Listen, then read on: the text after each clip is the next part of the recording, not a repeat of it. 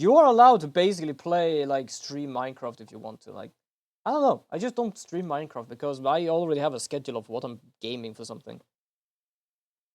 But I do join in sometimes if I see some people playing, just saying hi, checking what they're doing. And I kind of forgot what the hell we were doing here.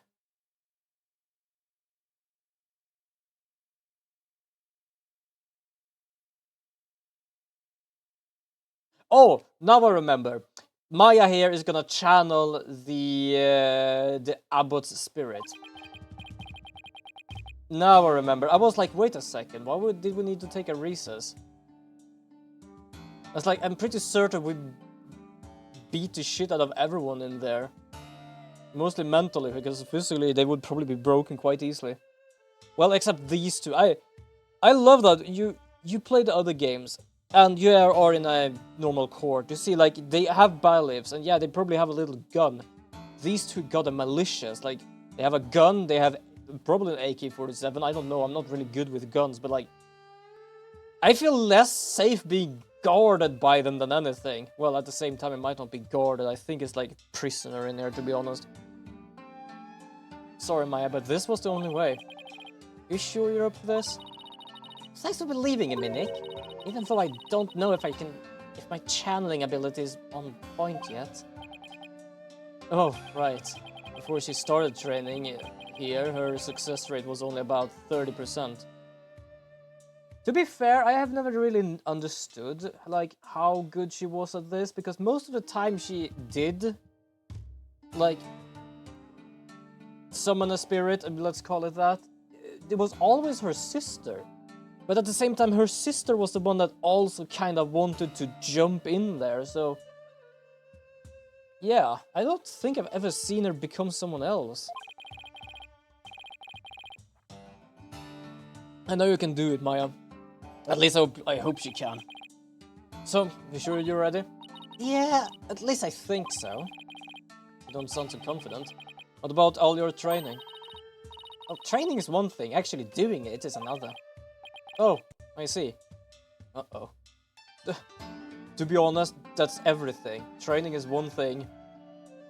This is another. If she fails to channel the High Priest, we're as good as dead. Yeah, because we realized that this guy got killed inside here by the statue because the stone basically pushed his spine straight into one of the daggers here. But then we realized also he was praying while we started praying, which means that someone made sure to quote-unquote kill him. But that basically is the only person we can think of is this guy. Yes, he's already dead, but with our thought process, he died second. This guy died first, which means he was still alive when this happened. That's why we have to channel him, because it's a bit difficult to ask them. Also, that made me have a theory. Basically, this guy's vision was that he saw the defendant, looked down on his scroll, and then saw the huntress, basically, and started running towards her, which was in the water. What's now in the water is basically this statue. The reason I think that is because this... Well, first of all, the water was already red. But second of all, the statue were already bloody. So he was running there to basically end himself and hide the secrets of someone else's death and or the secret hideout. That's why he was rushing him, and he basically falsified his own vision by putting the robe on the statue. But I'm still annoyed by our goddamn prosecutors saying, "Oh, she run up from behind," but the only thing we hear is basically his footsteps. Like, dear Lord, you are leading this case with things we already have said is impossible. Relax, Nick, you can count on me. I'll show you what my training done for me. This will be a moment you never forget. Okay, I just hope it's unforgettable in a good way. Once we hear about Inme's story, I'm sure the truth will come to light. I hope so, but he was hiding the fact that he was a rebel, so I doubt he'll be as cut and dried as all that. They're ready for you? Oh, guess what I'm playing? You can ask 2 clues.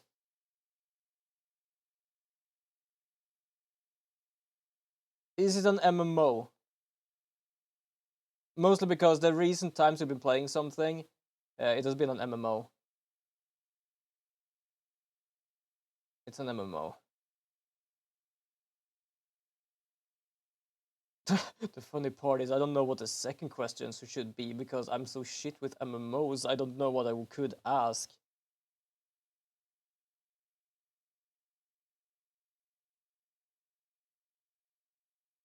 I'm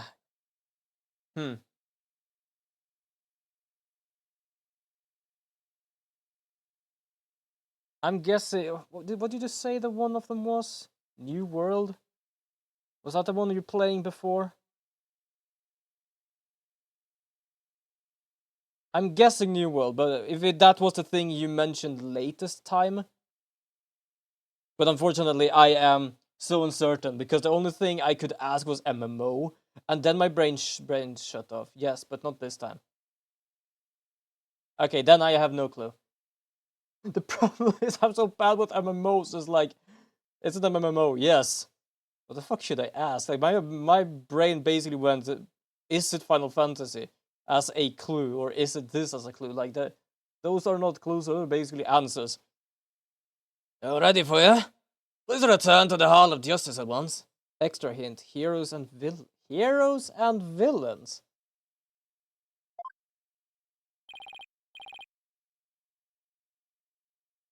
Heroes. Nah, I'm lost. Heroes and villains. For some reason, I want to say My Hero Academia MMO, but that's... I was about to say that sounds stupid, but that's because I have not watched the series. Many other people might just say, hell yeah, make that. Sora! Thank you so much for the raid. How did it go? DC Universe. Do they actually have a MMO? But yo, thank you so much for the raid. How did the game go? I think it was called Baltro, right? Or what was it called? Like, I've not played it myself. I've only seen some of it. Only one game. Ah, fair enough. But yes, welcome, Raiders. Well, I'm gonna jump. A bit old now. Oh, the game, yeah. Balatro. Okay, thank you. Okay, we're gonna do this. There we go. That could do a shout out. But yes, welcome, Raiders. My name is Loro South. I'm a variety streamer from Sweden who played all kind of different games here in our little kingdom in the corner of Twitch. Recently, I am playing visual novels, RPGs, and I am trying to find a third one because... Oh, a third one, yes, because I am still trying to figure out what to play on Saturdays. But I gotta go to work, have a good stream, and take care of the kids. Yes, but take care, absolutely. Have a wonderful work day, absolutely. Hold on, I'm gonna give you this as well. Yeah. Let's see. There we have it. Wonderful. But yes, I hope you all had a wonderful time over at Zora's stream. Yes, today we are playing Apollo Justice with absolutely shit voice acting. Which means only me! You got it. Here we go. Oh, right. Let's see how this works. I just realized, like, this kind of spirit channeling causes bodily changes. But that also means that even, like, skeletal changes change. Skeletal frame changes, like, how do they feel from that? Ugh. You're gonna see what I'm talking about soon, for those who have never played this series. We have received official approval for the accused to channel a spirit here today. No! If you will, Miss Faye, please proceed. Mostly because I think they agree to it. Because when they channel a spirit, the spirit, in a sense, take over the body.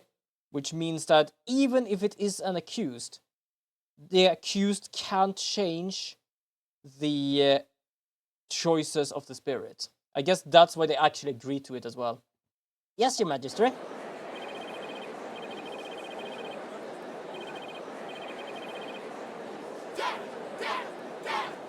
Jesus.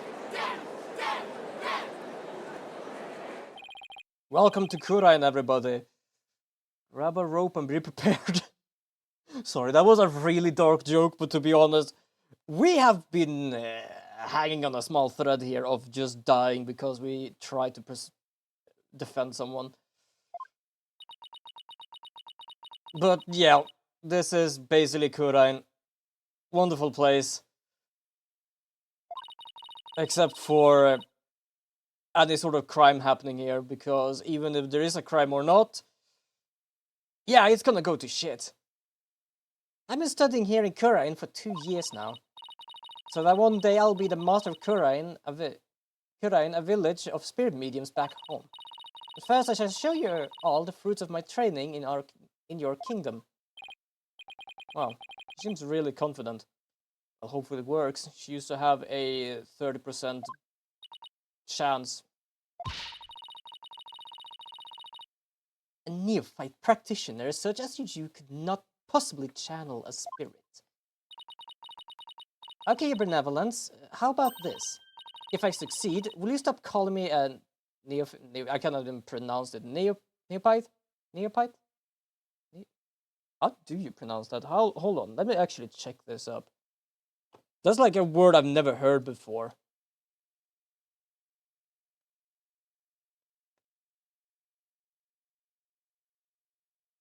Neophyte. Neophyte. Okay, neophyte. Jesus.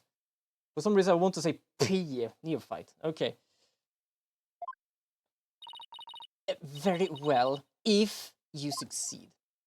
And yes, there we have the bratty princess. Dear Lord. Oh, I will. Just watch. Getting a job in well is similar through family connections. Oh, so that's what it means. Oh. Oh, I'm not even pressing. This is automatic. Wait, she doesn't get a voice acting for this? Why does the princess, the bratty one, actually get a voice acting for this?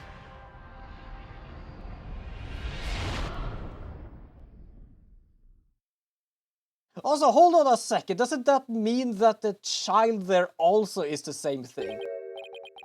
Because technically she got this job because she is the daughter of the queen. And that basically becomes her job then.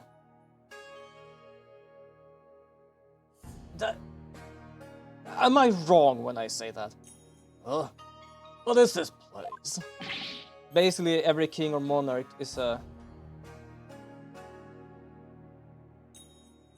So basically her. You just answered my question by saying that. So that means her. Wonderful. Oh my. No, this cannot be.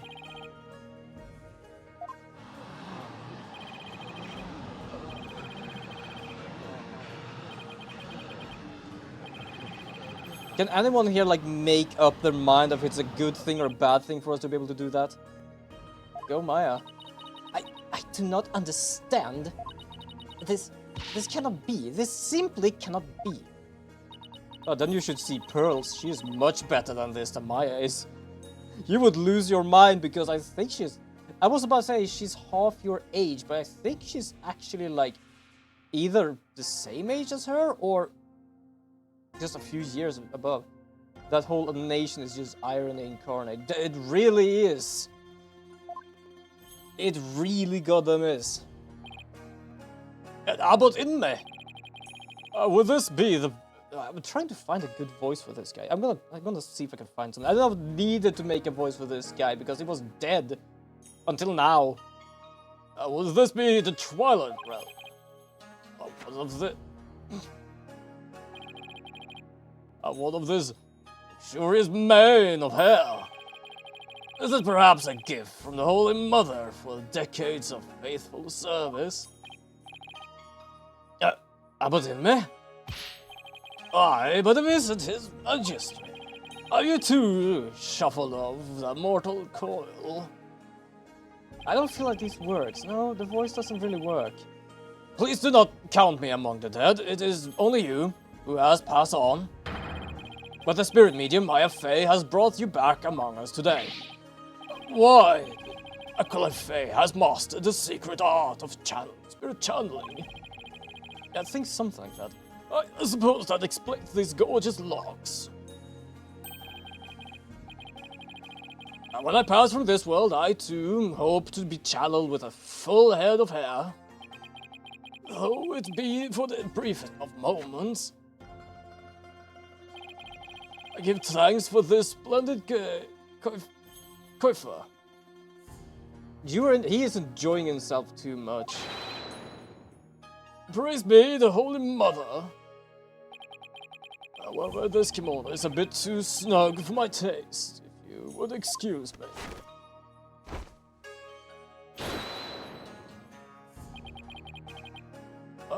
That's better. Could we get to his testimony now?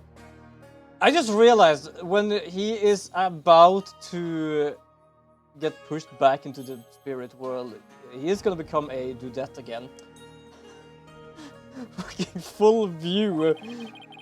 And I wish it keeps his top on, especially later. Why? Oh, that formula the people speak as of late.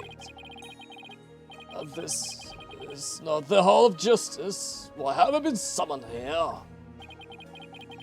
And forgive us for calling you back from your eternal rest. But you have been accused of murder. Might we ask you to testify on your own behalf? I have been accused of murder. That is troubling indeed.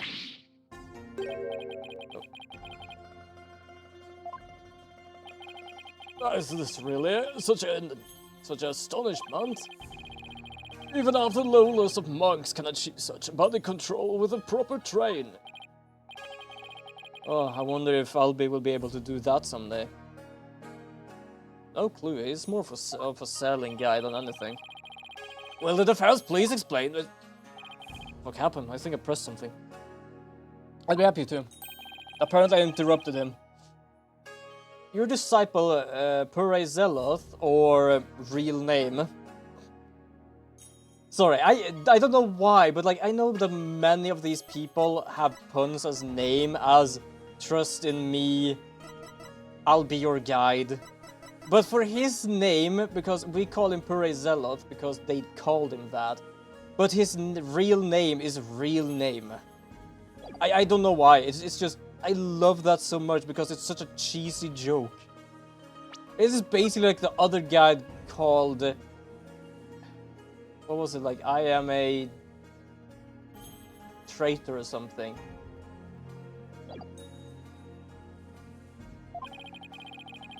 It happened on the day before the purification rite. And the crime occurred in the rebel hideout within the inner sanctum. Acolyte Zeloth has been killed? Who could do such a thing? Someone who knew of the hideout and had an access to the inner sanctum. In other words, you Abbotine. After all, weren't you secretly a rebel? I'm not gonna lie, watching this actually kind of makes my joints pain. And I am not like unmovable. I can do a lot of good stretches, but like that makes it look so dear. Oh, that's still Maya's body. I hope he doesn't break anything.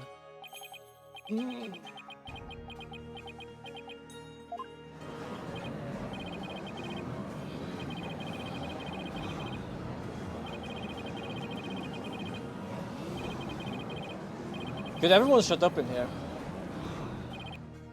Yeah, I don't know what's going on with this guy. He's capable of bending himself twice over. Oh my, how my rebel allegiance has been exposed. My wife knew of that. It seems the rest in peace is not my faith. Why did you, a devout priest of Kuranism, join the rebellion? The High Priest has come back to us for but a brief time. Shall we not cut to the chase and ask the most pressing of questions? Sure, it is pressing, but it's still a part of this thing. So, shut up. Alright. Abbot, the persecution believes this one who slew both you and Nicolette to be Maya Fey, who had been playing the role of Lady Kira in the right. Me, being that I was dead until just a moment ago. My memory is a bit hazy. Could you please do your best to remember? Objection! The High Priest says his memory is hazy. Oh, it's all coming back to me. It is as the persecution Shadman's concluded. Also, I'm not gonna say his last word, like his last name. I kept like Shadmadi. I'm gonna call him Sadman. I was slain, but none other than my affair. The High Priest's statement has proven my assertion with regards to his murder. Well, you can basically swallow everything you hear, so I don't even trust you to actually trust him. As long as it goes for your script, you're basically taking everything. Ugh. I don't like this guy. I know nothing about my disciple's murder. Furthermore, I have an alibi of my own. An alibi? Seriously? The only one I trust a bit in this guy. Is he stupid as a rock? Yes. Is he against lawyers? Yes. But he is capable of doing a fair ruling when a fair ruling is needed. It seems the testimony the defense had been open for is working against him. Now, what about me? Your testimony, if you please.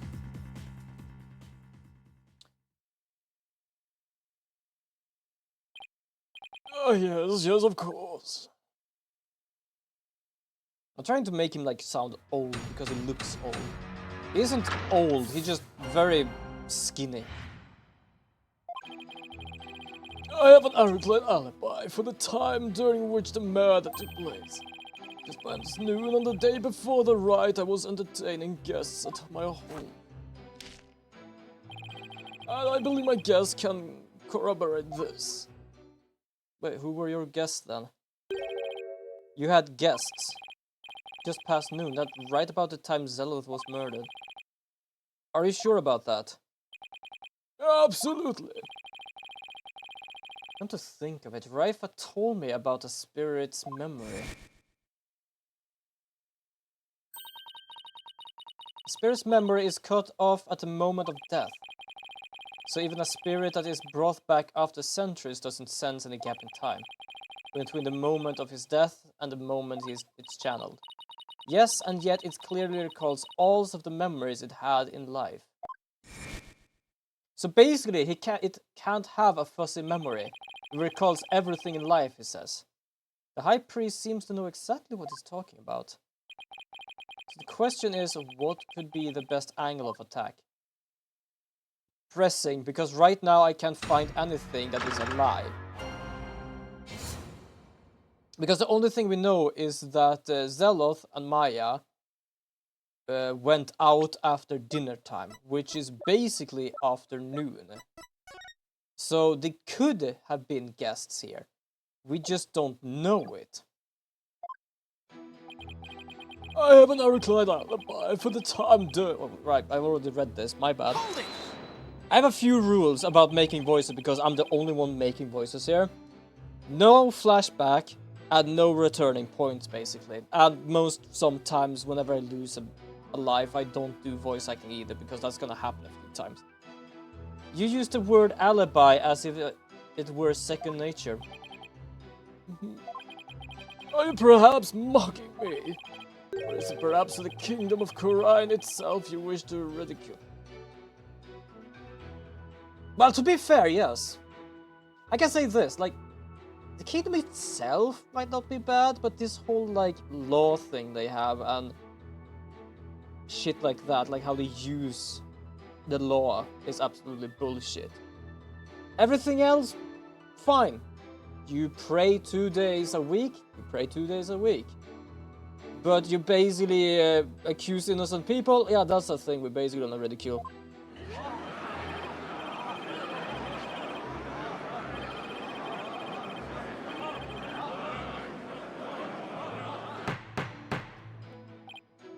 Oh, you are country pumpkins. I can't say because I am definitely one. Peace, I say. Is that right? Could you care to clarify your last statement? Please don't take the wrong way. It's just alibi is rather technical term for a priest to use so naturally. I assure you I know how to use the term. In fact, I have ever hoped for a chance to do so one day. You hoped to use the term I have an alibi. Why? I suppose that even I, a high priest, am not immune to such trivial worldly attachments. Oh, I see. Still, he seems unusually calm and composed. It's almost as if he had prepared himself for something like this. Yeah, that's what I said before. He basically falsified his own vision. So he knew that if he... first of all, he didn't plan on getting back. But now when he got back, it's basically like, you don't know my secret. Gonna just check some stuff here. Do I have anything? That's nothing. No. Oh, feast. The family photo was taken during the Feast of Blessing, where they customarily take part in dishes with Ginghil. These dishes are only during the feast, which starts at noon on the day before the rite and must be finished by 3 PM the same day. And yeah, he did say afternoon. Yeah, just past noon.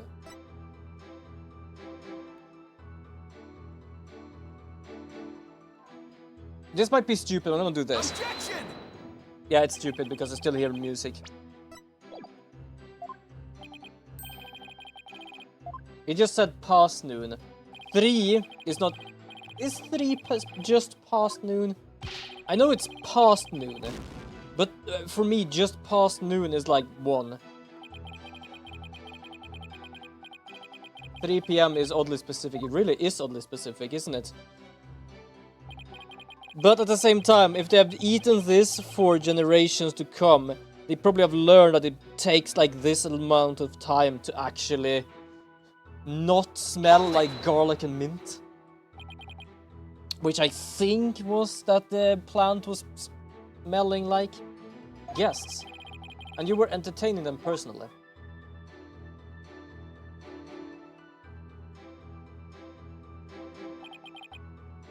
That I was. We gathered around the table for a most enjoyable conversation. He said his guest could corroborate his alibi. That can be good for our case. Are you sure that was the same day as the murder? Maybe you misremembered.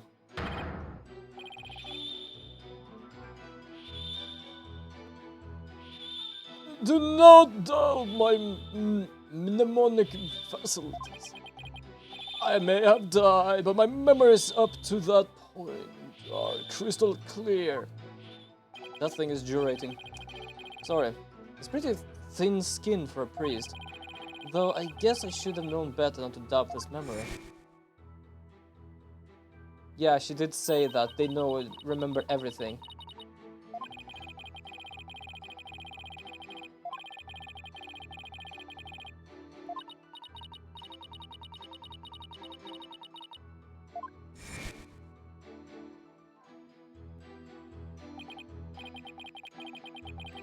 There's nothing better than enjoying Ginghil cuisine with their friends.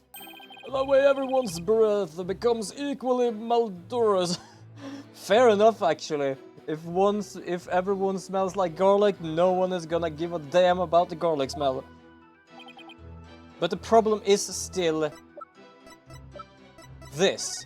This is what happened when they actually ate the thing he's talking about. And which is the people who are here? The guy who is dead and the girl who is accused. Which means that is not the time.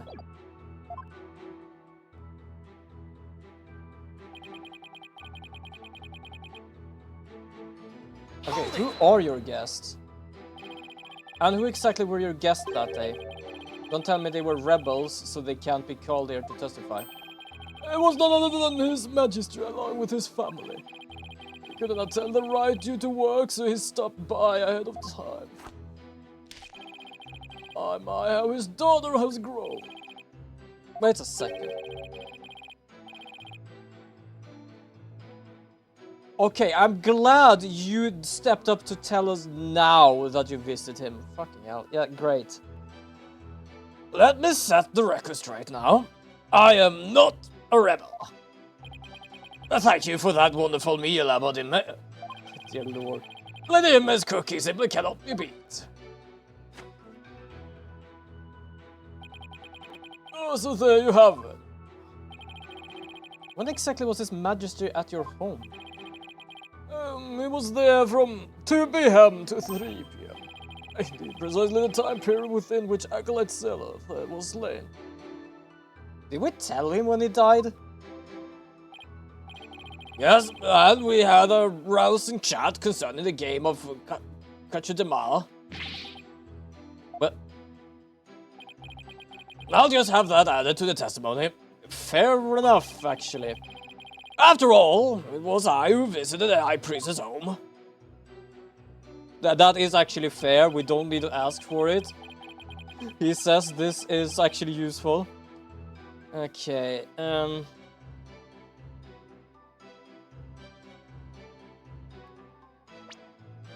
Okay, I feel that this is very precise just because of this. The family food was taken during the Feast of Blessing, can only be prepared during the feast, which starts at noon on the day before the rite.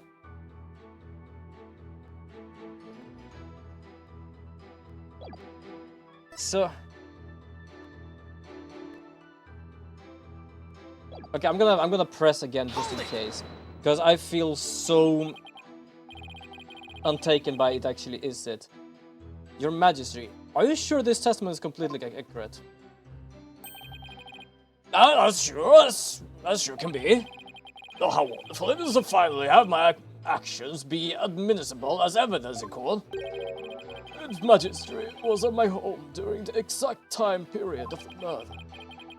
Come, let us put this behind us. I could not have possibly committed this crime. How can you be so sure? What if the clock or watch you were using was off? Or you misread the time? There was a clock right near the table, and it had the exact same time as my watch. Fair enough. Now, do you understand, lawyer?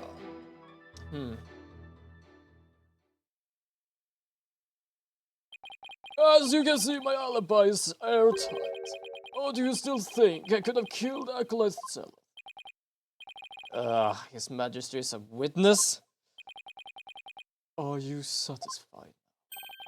There is not a single description seen about Inmi's alibi. If I give up now, it's all over. Now, hold on a second. Is there something?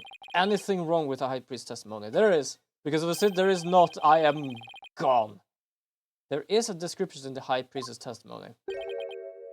There is? Well, then perhaps you could explain what it might be. This is what's wrong with the testimony. Yeah, he knew the time of the crime. Because here's the thing. If we check the guy's autopsy, it says death May 8 based on divination seance. Cause of death, spinal cord injury from stab wound on his back. The weapon is thought to be the Warbow dagger.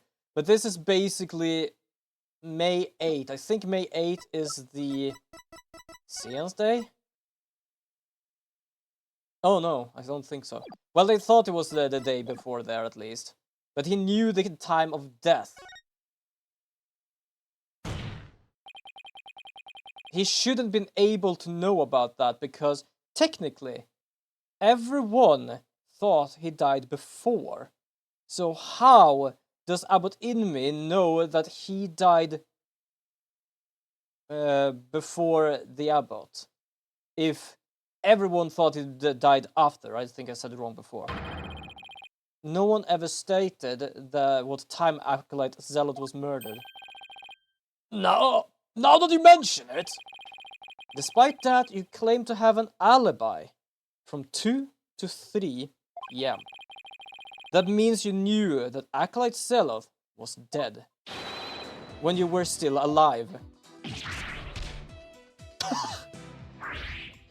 That's brilliant. That's fucking brilliant. Wait, I think I saw something just now. We scared the fucking spirit out of him. No, I must be imagining things.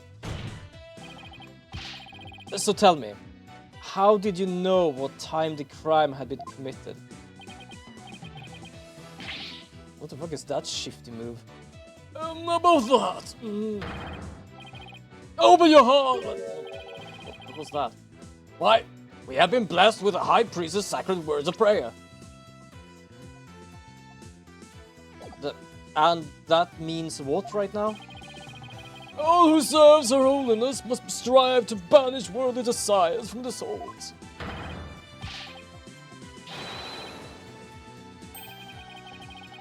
I feel as if my very soul has been cleansed. You can't fool me. Prayer may banish worldly desires, but it can't make a contradiction disappear. Well, hopefully his prayer can make this guy disappear, please. How can you be so sure? What is that supposed to mean? This lawyer seems to think little of the power of Curanism prayer. Mate, if Curanism prayer is capable of just taking away a contradiction, then this is more than a faulty chord, and this has already been faulty since the beginning.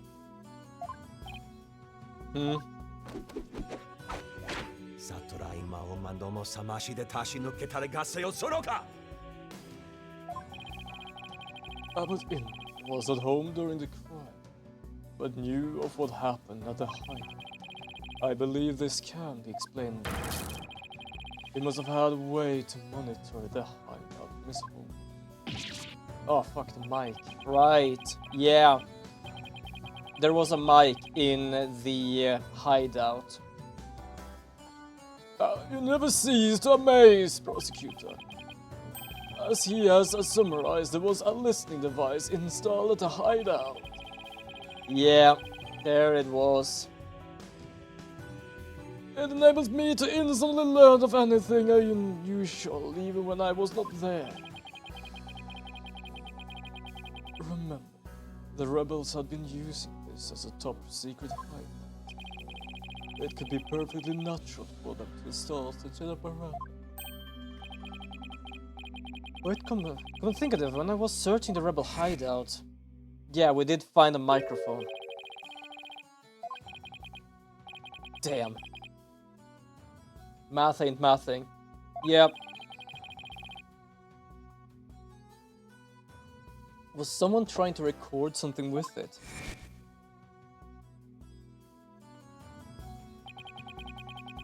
That was a listening device. It starts recording whenever it detects movement. And I heard just such a recording after His Majesty and his family left.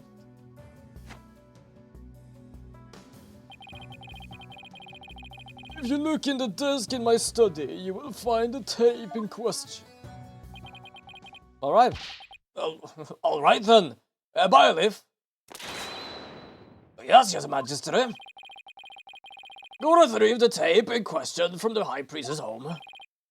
At once, Your Majesty. I'm not the best at improvising. Especially when I have a person just do a two-liner. The power of Kurin's prayer. Even a putrid brain such as yours should understand it now. Okay. Not really, because the prayer didn't do anything. It was just that it didn't mention the listening device. You did.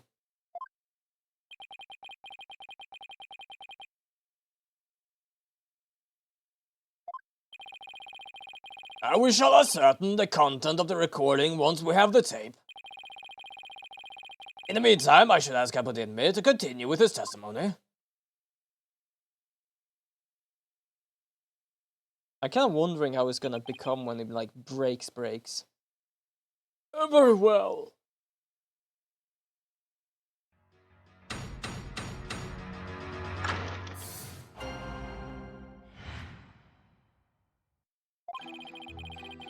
I was entertaining His Majesty and his family when the crime occurred.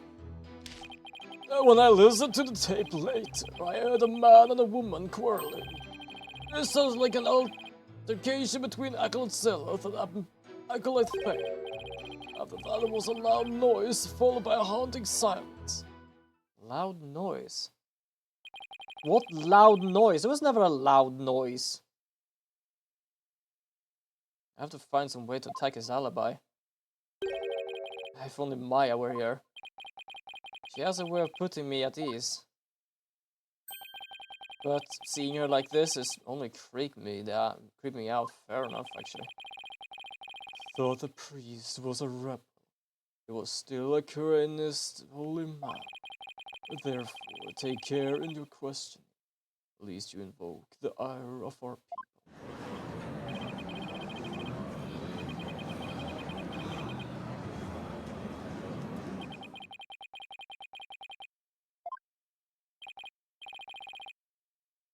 Nice try, but I'll stop at nothing to find the truth. I don't think anyone here knows what the hell truth actually is.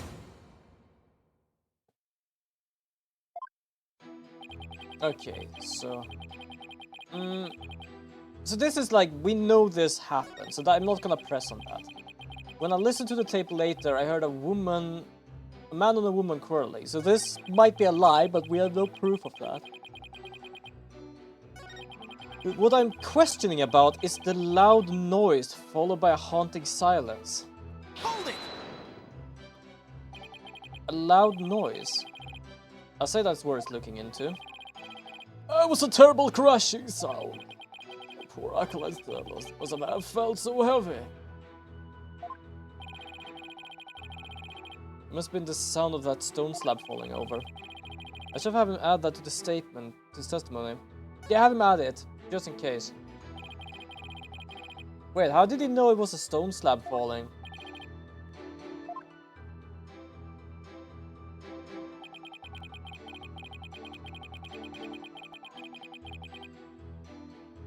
Hold it!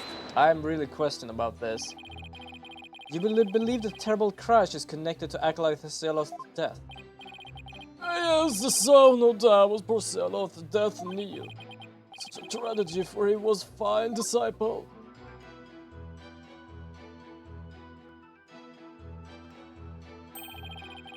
I would ask all here today to give a prayer for his departed soul.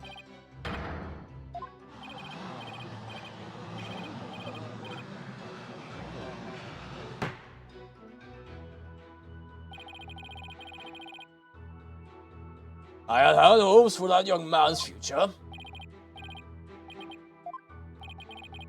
I don't feel such a jerk for just trying to do my job right now. Don't, because I'm pretty certain he's just fucking faking most of it. So all he knows about the crime is what he heard on the tape. And he was with his magistrate and his family at the time. Now that I've proven the soundness of my alibi, I believe it is about time for me to return to the Twilight Realm. Are you sure? Because if you actually are the murderer, you will actually be punished, because that's what everyone here says, that if you have an impure soul, you will be punished. And I am pretty certain that even if you're a priest, if you killed someone, you will have an impure soul. So, well, Fuck-a-doodle-doo. Well, let's go back to hell if you want to. I was about to say I'm not gonna stop you, but I basically need your spirit to be right here.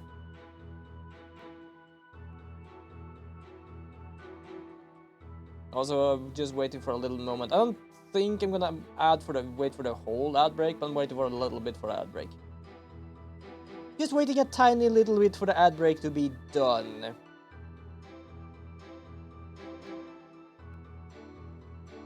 But yes, I hope everyone has a good Tuesday.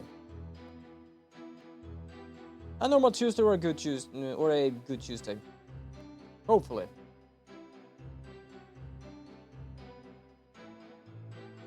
Just checking some stuff while I'm at it.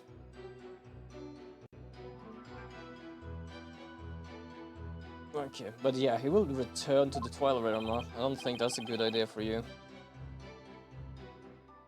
And most of it, yeah, I would say everything. I think I remember what I was talking about there. I don't know why, I just easily forget what the hell I was talking about. What's the rush? Why don't not enjoy some more time among the living?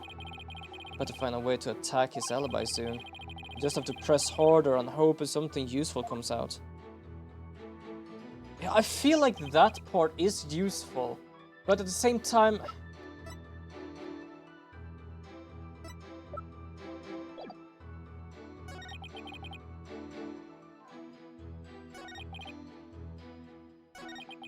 I'm gonna press everything, just in case. We're gonna press everything just in case.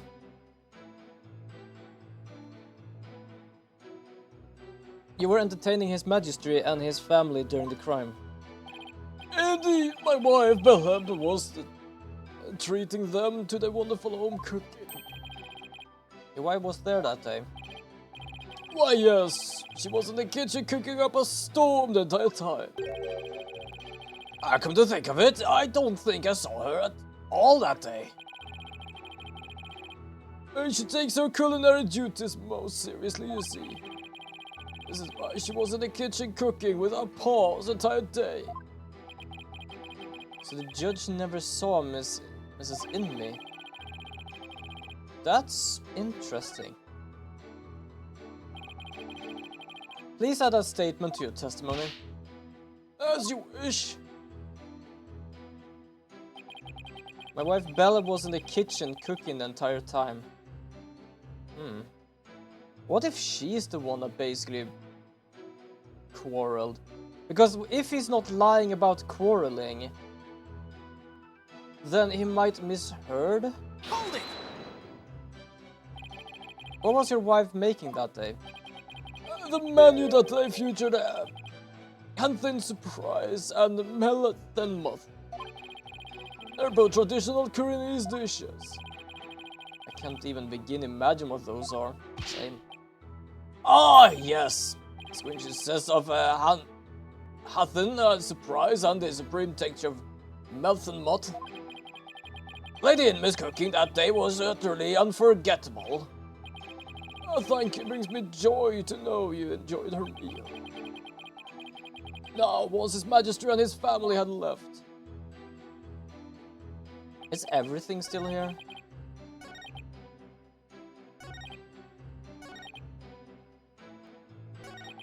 Yeah, it seems that everything is still here. Hold it!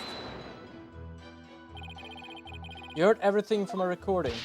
Indeed! Also, I'm gonna make sure I'm trying not to kill my voice by doing this guy, because I realized if I do that too much, I'm definitely gonna kill my voice. Each night, I would secretly check the listening device until this listening device had recorded. I would have been in serious trouble with my lovely wife had you discovered my secret. Can you really tell what happened by the audio alone? Long years of asserting training has sharpened my hearing. It is but a simple matter for me to ascertain a situation by the sound I hear. Practicing Koreanism improves your hearing. Hearing is but one of the senses I can improve. If one can focus on attaining inner peace, all 5 senses can be sharpened. Sure. Why, the warbird over in the bazaar just cried. Did you not hear it? That's bullshit. Give me a break. Yeah, exactly. Mr. Wright. But do you still feel the need to question the High Priest? This alibi is as tight as it can be. This is not going well. I'd better ask him about something else. I'm curious about it, man. Did you stop by the rebel hideout after His Majesty left? Yes, I thought it would be wise to assess the situation.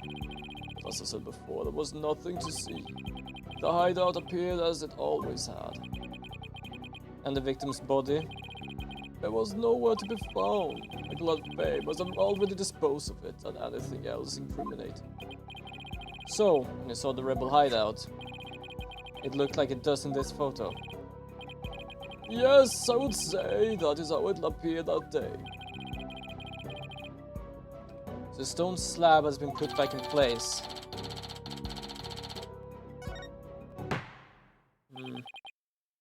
Mr. Wright, is it not time to concede the feat? Nope, wait, I just need a little more time. If you insist.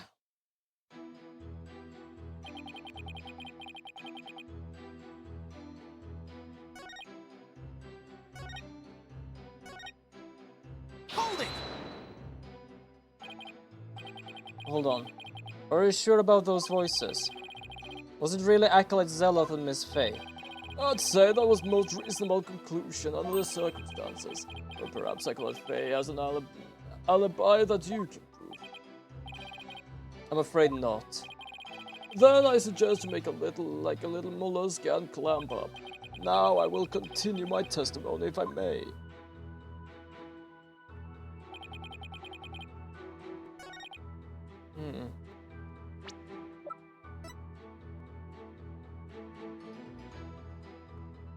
Objection! There, because it apparently changed exactly what was heavy. But in me, you said, and I quote, "Poor Zealoth, it must have felt so heavy."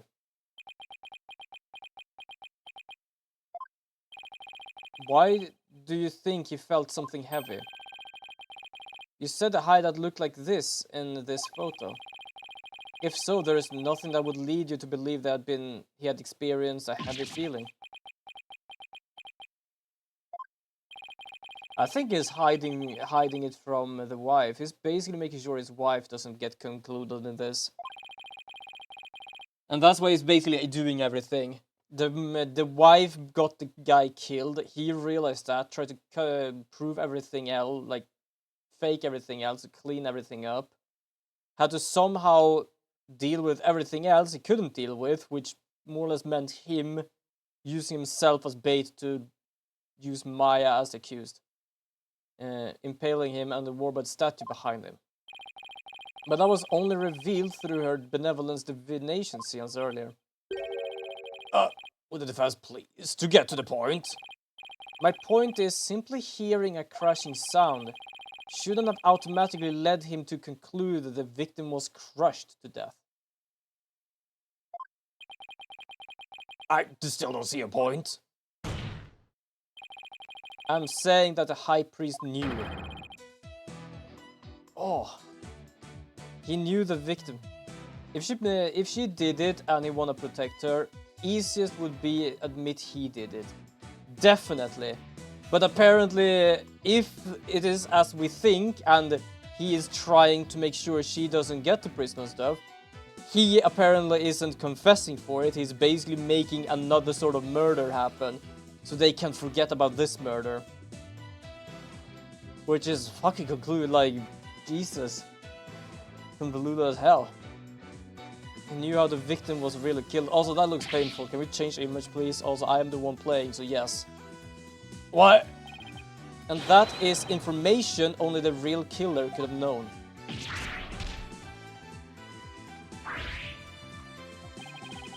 I definitely saw it that time. I got the High Priest spirit shaking in his boots, or should I say sandals. Need I remind you, Abbot Inmi was with his majesty at the time. Such an alibi precludes him from being the killer. That's true. so he can't be the killer.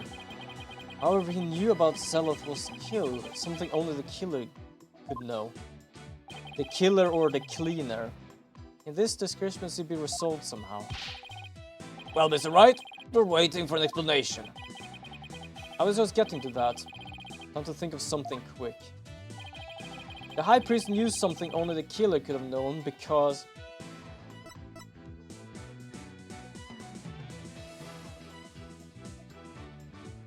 he heard it from the real culprit.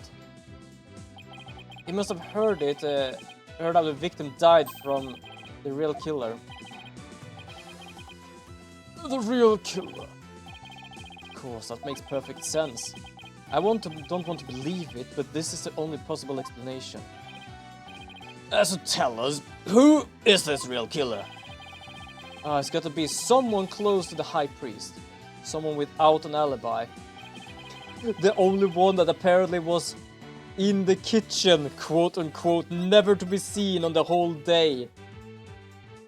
Bam!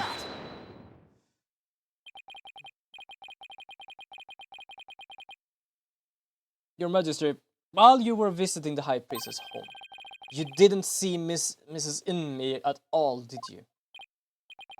No, I never saw her, but what does that have to do with anything? Did the High Priest ever leave your sight? No. Well, we were talking the entire time, and was brought right to the room's entryway. So the High Priest has an ironclad alibi. But his wife doesn't. What the devil are you insinuating? I'm insinuating that Mrs. Inmee might have killed Acolyte Zeloth.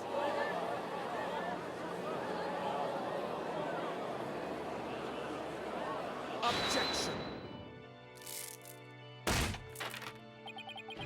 You have a lot of nerve, making such a baseless allegation. She had no motive to kill Acolyte Zeloth. It was like family to her. No, we can't entirely discount the idea. Especially if you consider that Mrs. Inmee could have been the one posing as Lady Kira.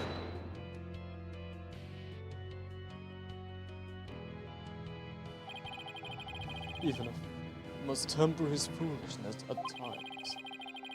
Or do you truly believe Lady Kira could kill Acolyte Zeloth, though he was not a rebel? Objection!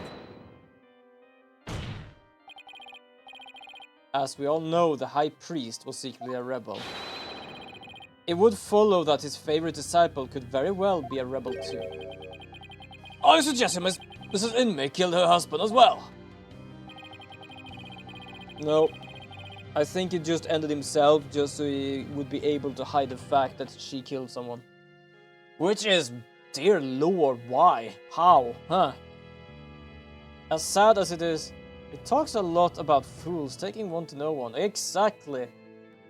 There is no better word for that one than that. Good lord. As sad as it is to think she'd kill her own husband to rid the kingdom of rebels, I don't think we can rule it out.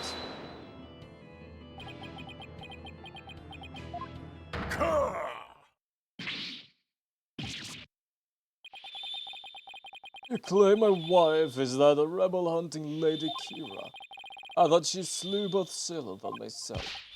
My lovely wife. That is utterly impossible. Alright.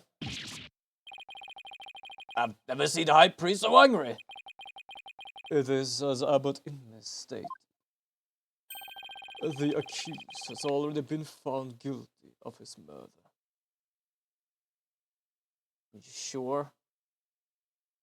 Or is it just you who kind of wants to end it that way so you actually get a win this time? Because apparently there's something with these people and want to win. It is far too late to overrule it now. That's right, that's right. Now apologize to the good priest before he gets angry again. Quickly now. No, I'm not going to apologize. The true identity of Lady Kira is a major piece in this trial's puzzle. Admitted Lady Abbot Inmee. Your wife, Lady Inmee, killed you. Yet even now you continue to lie in effort to protect her. How absurd! There appears the lawyer has forgotten. My lovely wife could not possibly battle the rebel in the guise of Lady Kira. For we're blessed by her holiness, and she is with child. Praise be the Holy Mother. I completely forgot about that. That abominable Lady Kira, who slew me and acolyte Zealot, was the accused. This is bad, but I can't give up now. Don't forget, my client doesn't have the strength to fight rebels either.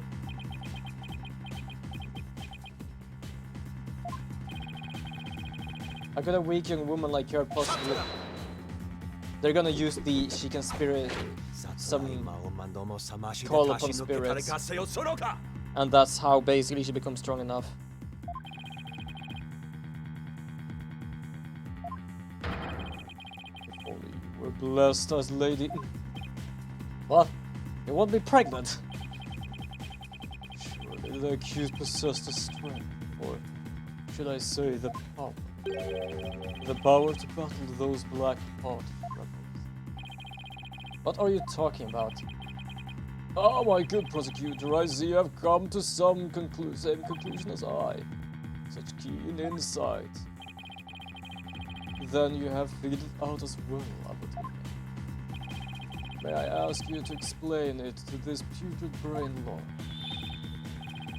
Certainly, if I cannot allow him to frame my lovely wife for murder. Foreign devil, Jesus. Yeah, now they're definitely being racist.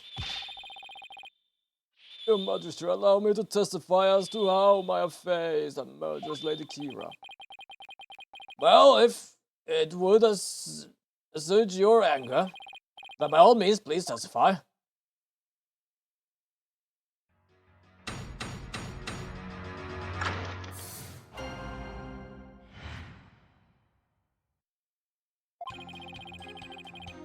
I call have fate child Lady Kira's spirit.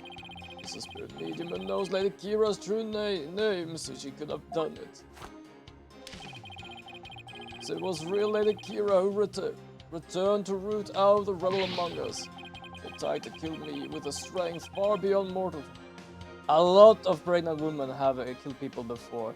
If they are in later stages, then they just use traps or poison. Jesus Christ.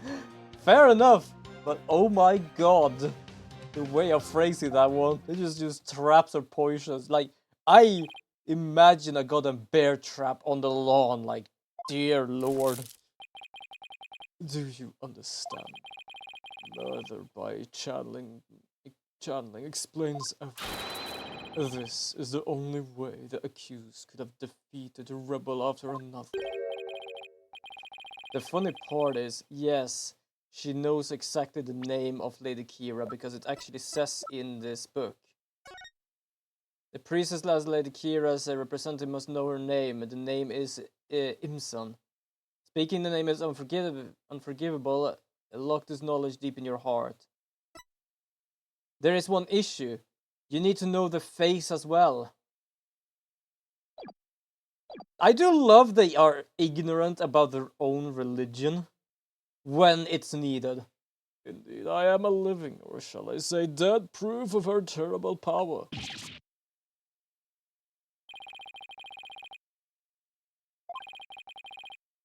Let's come back to haunt her. Yep. Almost. Now is it not time to let go and move on? No, never. I'll never give up. Now what? Think. How can I prove that Maya couldn't have channeled Lady Kira? Simple. She doesn't know the face. It's as basically as the little priestess said before. You need to know the face and the real name. For example, she knew the face of acolyte Zeloth, but Zeloth was not his real name. She couldn't channel him at all. The same goes for Maya. She only knows the name, not the face. Channel Lady Spirits. She's a spirit medium who knows Lady Kira's true name, so she could have done it. She was a real Lady Kira, returned to root out a rebel among us. While it's true she may be capable of channeling Lady Kira, I doubt there's any proof she actually did. We're talking about the infamous rebel hunter. That modern-day Lady Kira has captured many rebels all by herself, while among them have been more than a few great warriors. Who but the real Lady Kira could have accomplished such a feat? It would be difficult for a mere mortal. That leaves the real Lady Kira of Legends as the only real likely killer. Indeed. It is proven enough that the real Lady Kira of Legend has been channeled. The real Lady Kira of Legend? That's an oxymoron if I ever heard one. And again, the people currently believe the legends to be true.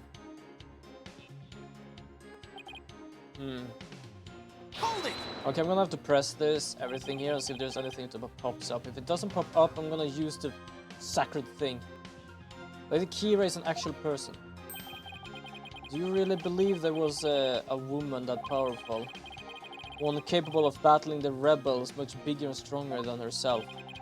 There is no way to prove that.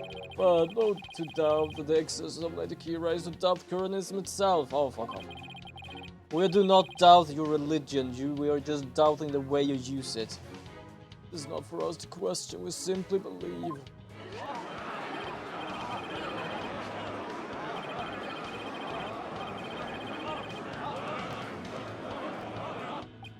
Oh, Jesus.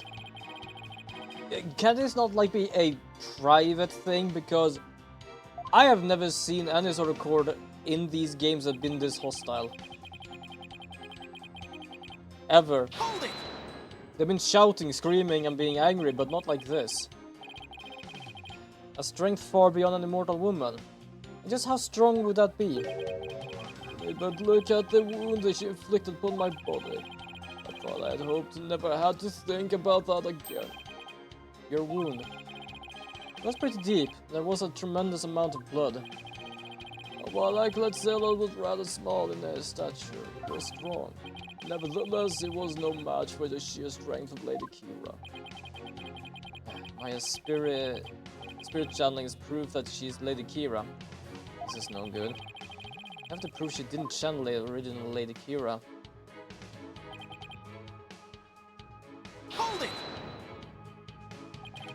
My client channeled Lady Kira. Isn't that a little far-fetched? Far-fetched to say.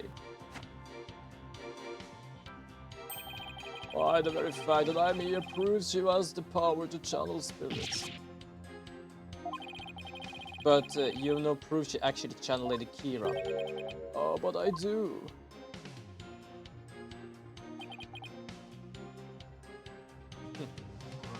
Okay, because there's nothing new that pops up, I am gonna use this thing, because this is the only thing that has Lady Kira's name in it. Objection! The Tome of Secrets is only given to the priestess who performs the purification rite. Is this your proof that my client could have channeled Lady Kira? Yes, indeed. For it contains the true name of Lady Kira, a secret only revealed within. How about in me? I'm afraid you're mistaken. This couldn't have been used to channel Lady Kira. Is it right? Would you care to explain? This is why my client wouldn't have channeled Lady Kira. He had a mask. Take that! Lady Kira's face is hidden behind a mask in the Tome of Secrets. You need both a name and a face to channel a spirit. And apparently everyone here is religious enough to probably know that, and they forgot. Without a face, it wouldn't have been possible for my client to channel Lady Kira. Oh my! And technically no one here knows her face. Therefore, the claim that she became Lady Kira by means of spirit channeling is patently false. Even he gets angry now, but I guess he's just angry because he believed the goddamn thing. And with Lady Kira out of the question, my client had no motive to commit murder. But then, there's a rebel hunting Lady Kira we've been reading about in the paper. Yes. Who is this other suspect? If indeed there is one at all. Let us hear the defense's brilliant deduction. Think. To identify Lady Kira is the key to solving them both murders. I thought Mrs. Inmi was suspicious, but her pregnancy takes her out of the running. Mr. Arbal is a rebel, so that doesn't make sense.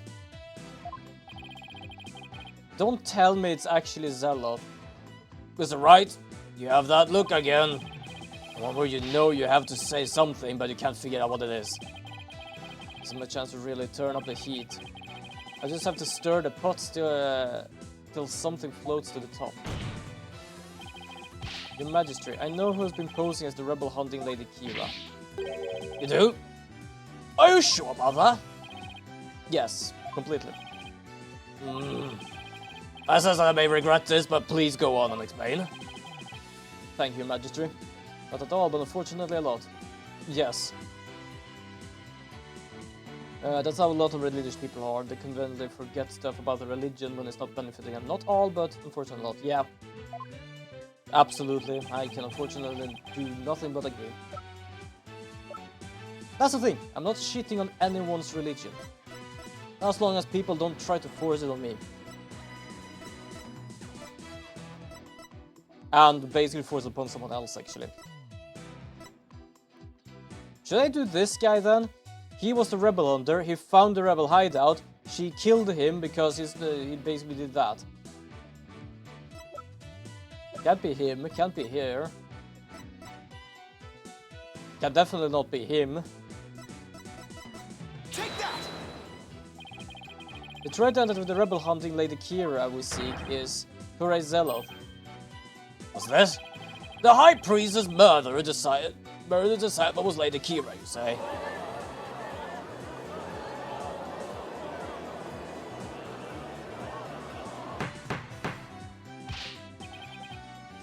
Peace, I say peace. The defense will continue. Yes, Your Majesty. I whittled down the list of suspects until there was only one left. But the process of elimination is not the same as solid evidence. I assume you have evidence to back up your claim. Yes, of course. I will have some in a moment, at least I hope so. Maya wasn't Lady Kira, and neither was Mrs. Inmi, and any of the other possibilities. That was it leaves Zella, and I have the evidence to prove it.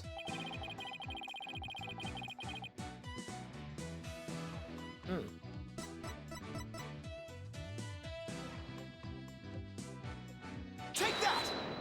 Yeah, the letter, because only someone who can enter the room can actually have that. This is what proves that the Acolyte Zealot was Lady Kira. Lady Kira's warnings letter. How absurd. What could that possibly prove? The same thing you proved to us. That Maya had to be Lady Kira, because the only one who can deliver the letter was someone with access to the house. Now if we remove Maya, it leaves one person. Prosecutor Sadman. You stated that this warnings letter proved that my client was Lady Kira, and the reason you gave was that the High Priestess' house was locked tight. But there was another member of the family who lived there. That took him a second to understand. Therefore, Acolyte Zealot could have delivered a warning any time he wanted.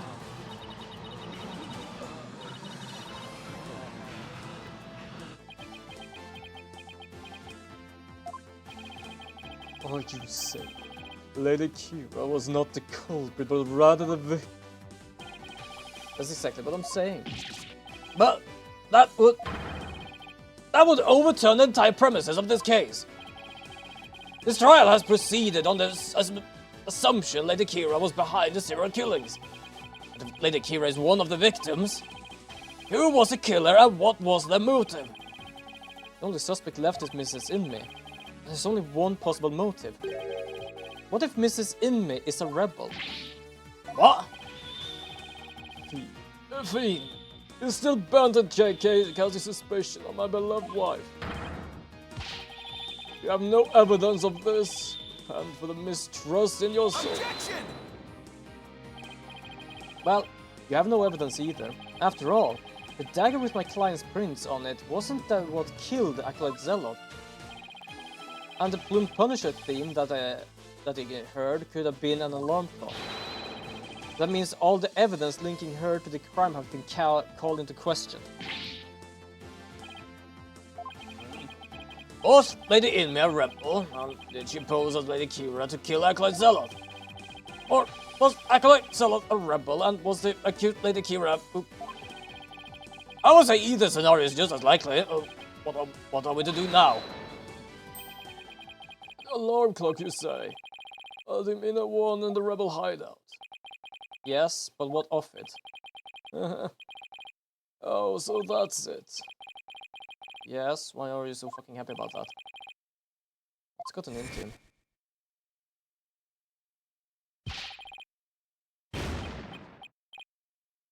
He's losing it. But in me? Just what is so comical?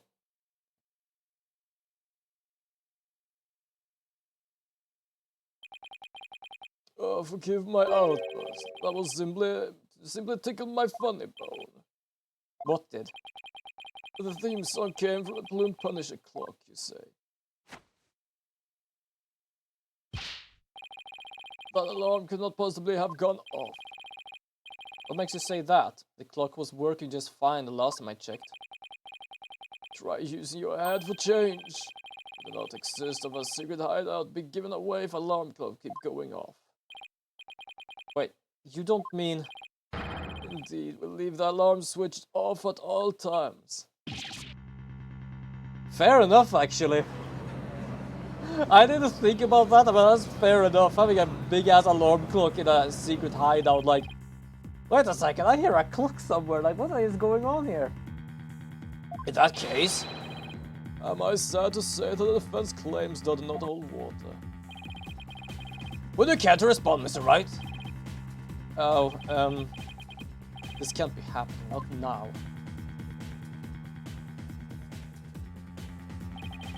This should put an end to the lawyer's futile struggles. The theme song the victim heard was from the accused's strap, just as we suspect. Therefore, the accused is a rebel hunting Lady Kira, and the victim's killer. I do love he goes back to she must be Lady Kira then. Well, we still basically had the evidence that he was Lady Kira. The Plume Punisher theme song I collect Zealot heard of this final moment. I too heard it by way of the listening device. But did you really? If you heard it, wouldn't you testify to the fact before? Isn't it obvious? I don't know such a tune could become a matter of dispute. Yes, the matter of the theme song came up before but in me was channeled. Right. Well then. What if it's lying about the clock's alarm being switched off? Miserable wretch. That would be pointless lie, one easily disproven. If you check the clock, you see that the alarm is in fact switched off. Come to think of it. It's a fine item. And this switch, if I'm right... Yeah, she turned it on. We set the switch back into the off position before we left. I remember hearing it clearly. Those distinctive taiko drums in the intro are etched into my mind. They went.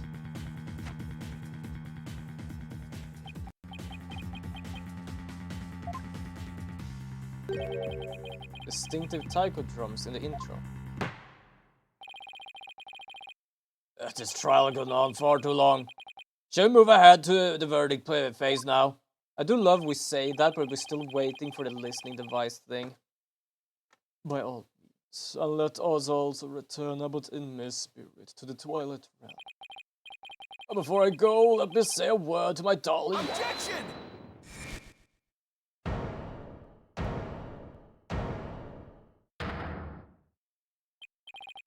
Now, hold on just a moment.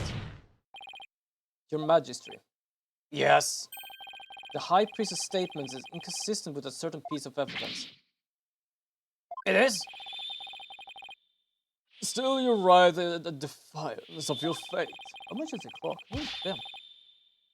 The very sight reminds me of a tormented soul writhing in flames. Oh shit, I didn't know we had a mirror. You're gonna be saying that once I show you the evidence. Now all I have to do is pick the right one. This piece of evidence is consistent with that statement about the taiko drums.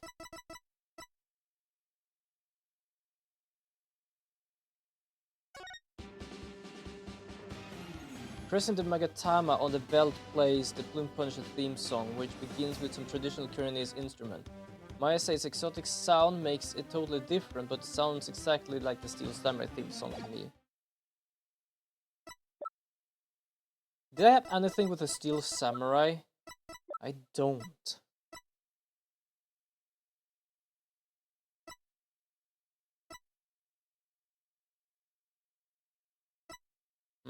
Okay, let me just check through some stuff here. I just need to make sure I actually have that, because what I think he heard is actually the watch he had on the left arm, and not the Plume Punisher one. Mana Flower, no. Can I read this? Oh yeah, I can apparently. Okay, let's do this one. This is what's inconsistent with the statement. My client Plume Punisher strap. What does that have to do with anything? It plays the Plume Punisher theme song. And here it is, the theme to the Plume Punisher, Warrior of the Neon Twilight Realm.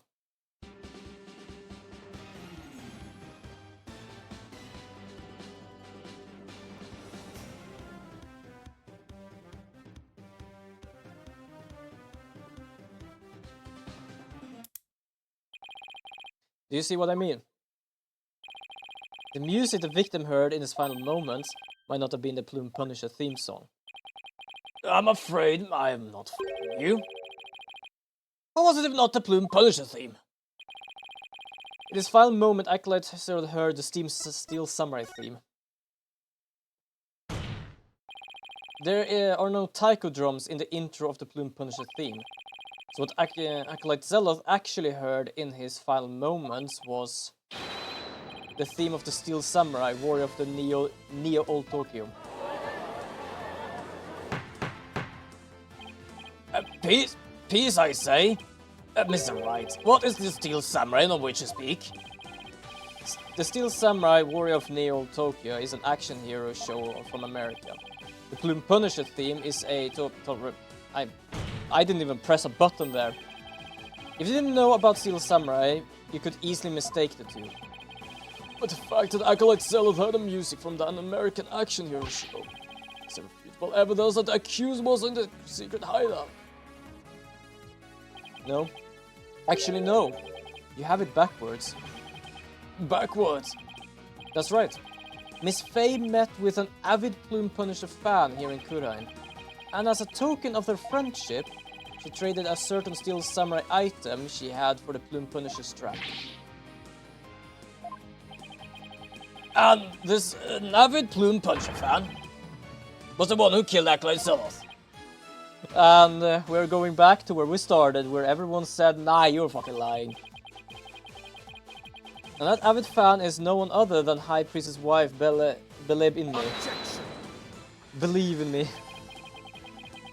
Do you have any evidence to back up this claim, Spike?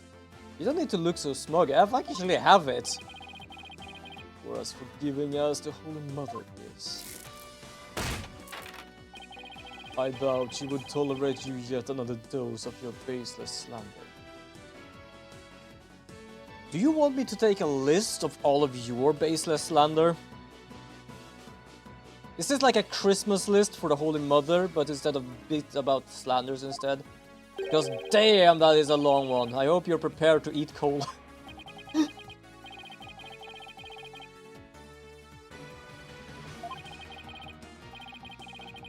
I already know which one because it's poking out on the image. I'll be presenting it to chat a lot now. There it is. It's right here, in this family photo.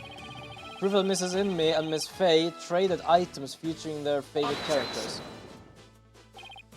A family photo. I don't know what exactly should we be looking at. To be honest, I was about to wait for an absolutely stupid question. But to be honest, if they don't know what Steel Samurai is, they don't know what they're looking for. What do you expect to get possibly wrong or do wrong because it lives in a fantasy? Yep, exactly. Take that! He's gonna chum on coal for the rest of his life. Look at Mrs. Inme's left wrist. You can see the Steel Samurai's trademark top knot right there.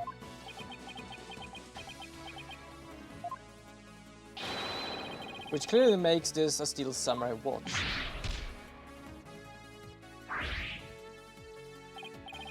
I never knew your wife had such a hobby, Sabatime.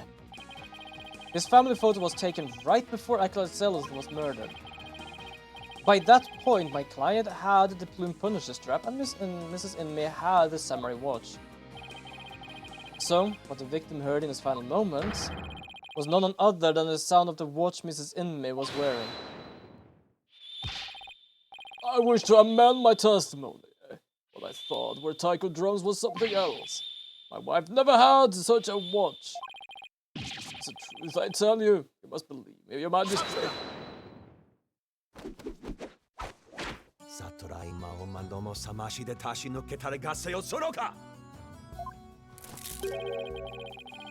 Be not deceived by the defense's lowerly champion. Now what? He's been pretty quiet up to this point. What does he have up his sleeve? Probably more praying beads,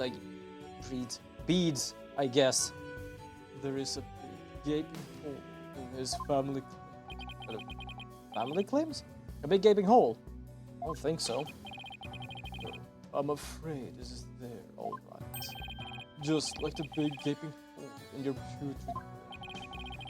My brain is neither putrid nor full of holes. Not a zombie after all. Say, the dead lawyer walking. Okay, fair enough. Who is narrow of vision. Focus on what is before you, never seeing the big picture. Or as you say in your country, you cannot see the forest for the trees. For it is as you say, a lady in me, the rebel slew, acolyte of the rebel hunting lady. I'm about to put a bullet size hole in his head. I kind of feel for it, to be honest, like, good lord. That the rebel hunter would have been dead before the high priest was slain. That means the high priest could not have been slain by the rebel hunting lady Kira. Yeah, but they all forget that he was moving towards Lady Kira, not the other way around.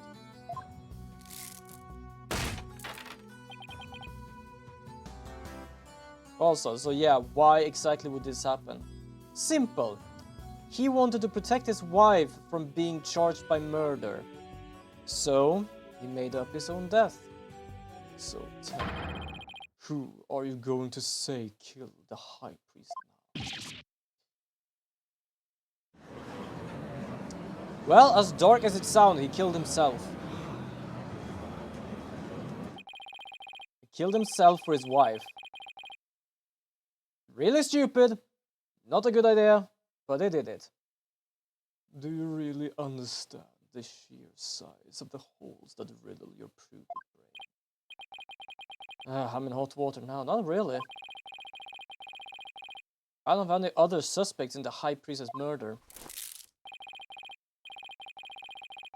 You mindless zombie. You should have begun your journey into the Twilight Realm long ago. Now let go and move on. No, I will never give up. I just need to think things through and figure this out. Who really killed the High Priest? And let me guess, killing yourself is taboo in the religion? I don't think it is. It's just that they don't believe it. Because his vision was Maya praying, Lady Kira, walked towards Lady Kira and dead. So Lady Kira killed him. If Acolyte Zilla has been Lady Kira, he couldn't have killed the High Priest. So the question who did? Maybe I can get to the bottom of this by reviewing the events of this case in order. What evidence could tell me something about the crime scene before the murder? Maya's testimony. The spring water was stained red before the rite. That's because the zealot was killed and stained the water. Okay, because a lot of religions have it like that. I don't think they have that, but I don't think they made it that deep yet. Or yet, and yet, I don't think it made it that deep. I don't really know. Alright, Maya said that the spring had been stained red before the rite even began. The spring was already red before the High Priest's murder because Zealot's blood.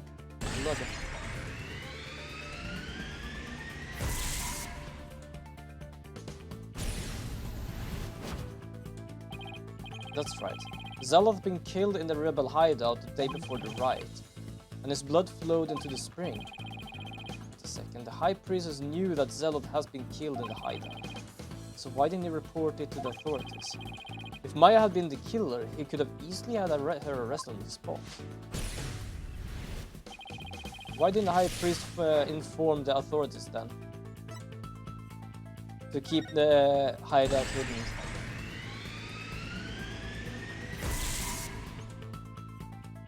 That's why he didn't say anything. So there are two reasons to this. He did this to hide the hideout and also save his wife. If he reported Zealot's murder, the authorities would find out about the hideout. That's what he was worried about. But by going through the rite, the High Priest risked having Maya see the spring running red with blood. Why did they have to go through with the rite? To set a scene during it.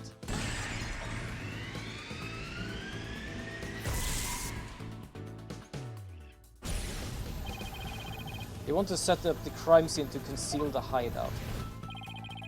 But how was he planning to concealing the source of blood in the spring? He used his own blood.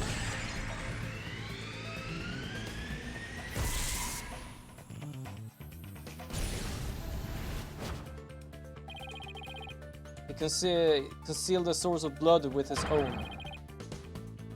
That was how he kept Rebel Hideout a secret. So I'm starting to fall in place.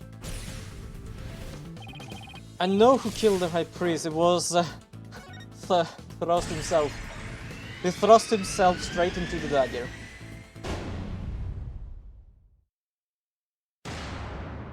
And if we actually can make sure that his death was a suicide, that means that Maya is not a killer, because there was no killer on that death.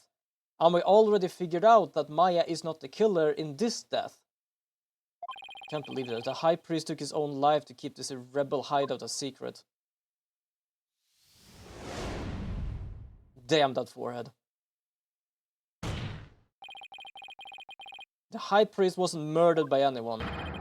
He took his own life to keep the rebel hideout a secret. What? What's this?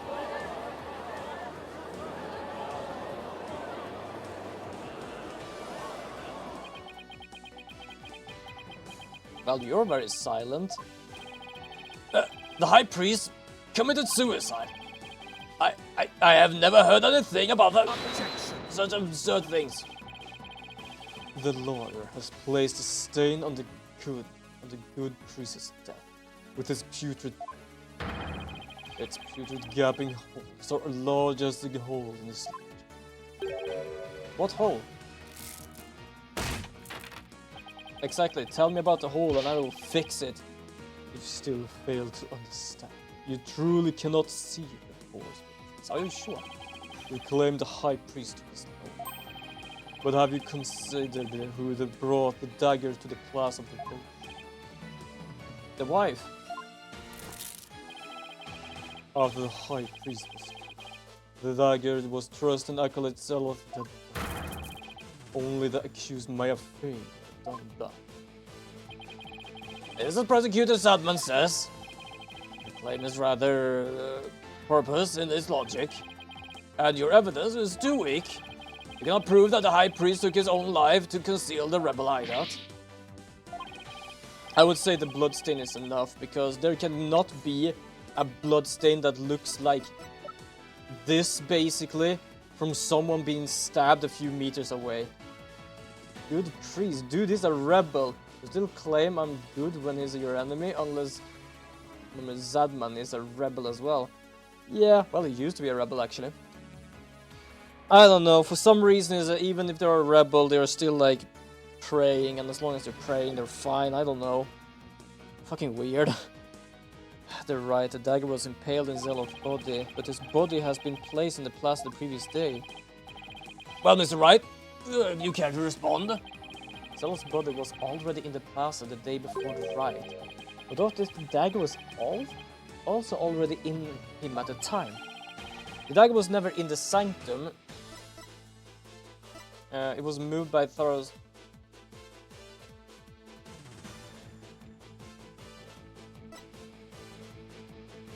Thoros died by a different weapon. I had to figure out what the hell they were talking about, because I completely forgot. I have not proven that Thoros died by this thing. Of course, that's it. What's it? There was no need to move the dagger. It already been stabbed into Acolyte Zeloth's body the day before the riot. What? So that means... What does that mean? It means the dagger wasn't the weapon that took the High Priest's life. But no weapon was never ever found in the sanctum. If you will not listen to reason, then I insist to prove your assertion. We listen to reason? Are you sure you're not talking about yourself? Show us what you believe the real murder weapon. The real murder weapon? I got nothing. But I know there had to have been a weapon there. I have something. I've had it since like the beginning. Well, would the defense care to tell us what the real murder weapon is? Take that! What really killed him has been at the inner sanctum all this time. And its lethality has already been demonstrated by the late Acolyte Zeloth. That's right, it was the Warbud statue.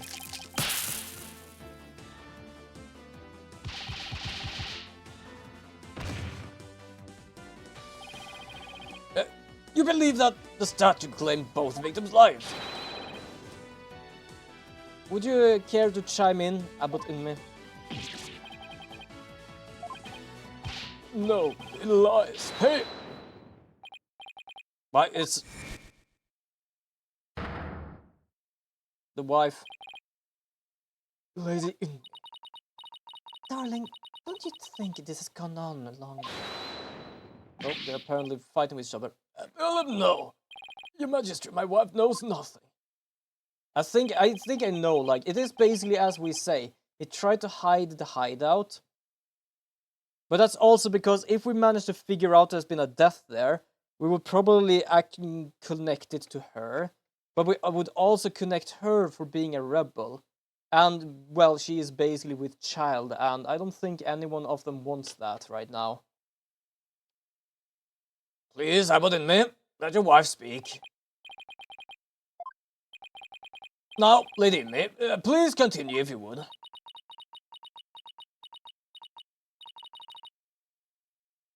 Is that time again? And what time would that be? 2:30 in the afternoon. The time my husband conducts his daily prayers. And the time Puri was slain.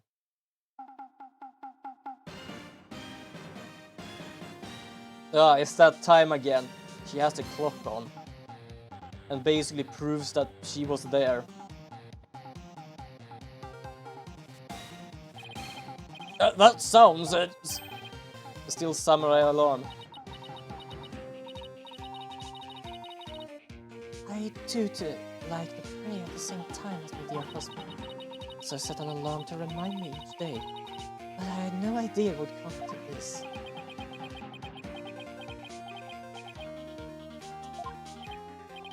No, stop. She knows nothing of what she speaks.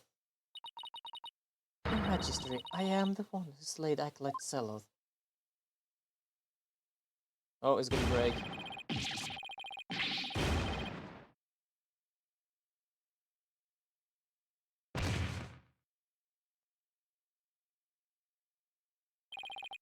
Yeah, but admit, I live summon a physician at once. Do you mean a doctor?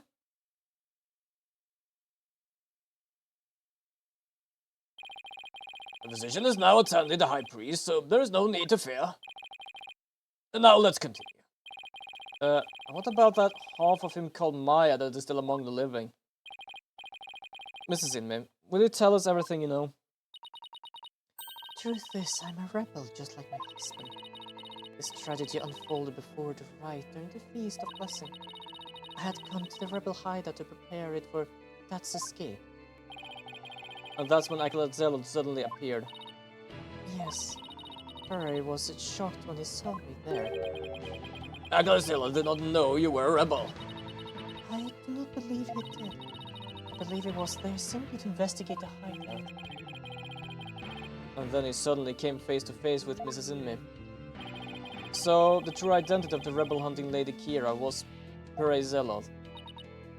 Yes. He was a member of the secret police serving directly under the Minister of Justice. The secret police, huh? And this is what he said to me. I can kill rebels with impunity. Justice Minister has my back. He was using his position within the secret police to deal us rebels a heavy blow. But murder sanctioned by the crown is still murder.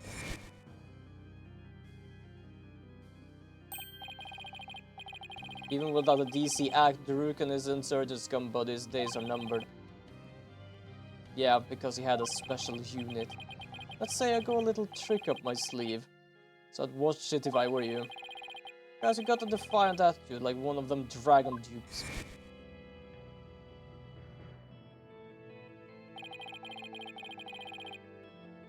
The trick up Minister Ingvar's sleeve was Lady Kira. No, this can't be. My father would never... This must be a lot out of the blue for Raifa. Yeah, because he's an asshole. This explains why Acolyte Zeloth abandoned his real name. Yes. He even went as far as covering up the tattoo that Alcur and his clergy member received. Lady Kira was a member of the secret police. That explains why no order was given to investigate her attacks. Guess I'm not alone in hearing this for the first time. But this cannot be. Yeah, now we start to... Yeah, state-sponsored murder. Now we start to stir the pot here. Peace now, Lady Inmate, please continue. Furry suddenly lunged at me. That's when I pushed the stone slab towards him with all my might. But I never meant for what happened next to occur. Yeah, being stabbed by that thing. Allow me to take it from here. But Inmate, are you sure you're right now? I'm sorry you had to... Oh, I forgot to change word. I'm sorry you had to see that.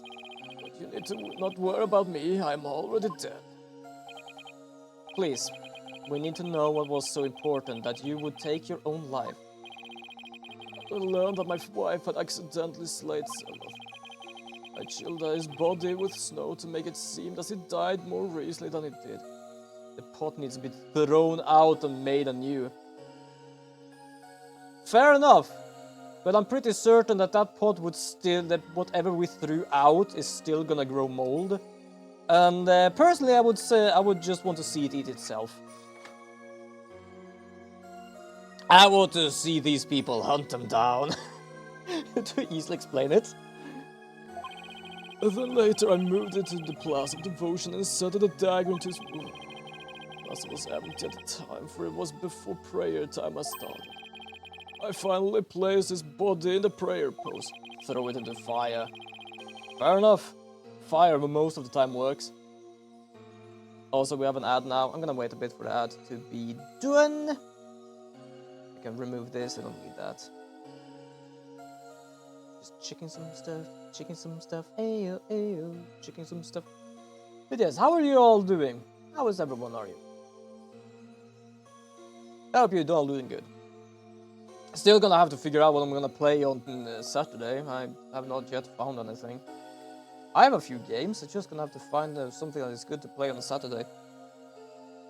I don't know why, but I kinda have like these themes I have, more or less. Like I know Thursdays is RPG, Tuesdays are this, Wednesday you have Digimon. It's not really like a theme, but it was just a game I could play. But the question is like, what should I play on Saturday? I gotta find something. I have a few games I could pick out.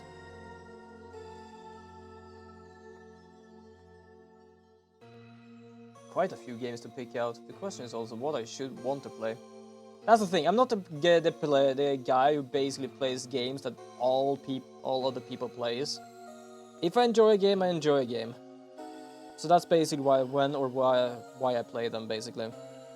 I can play some games I often don't play on stream with friends, but it depends on a bit.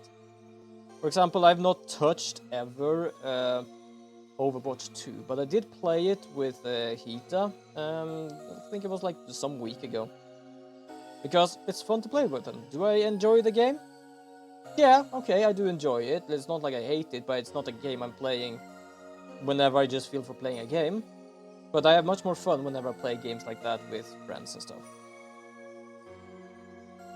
So there are a few games that is like, could play, but also it feels better to play it with people.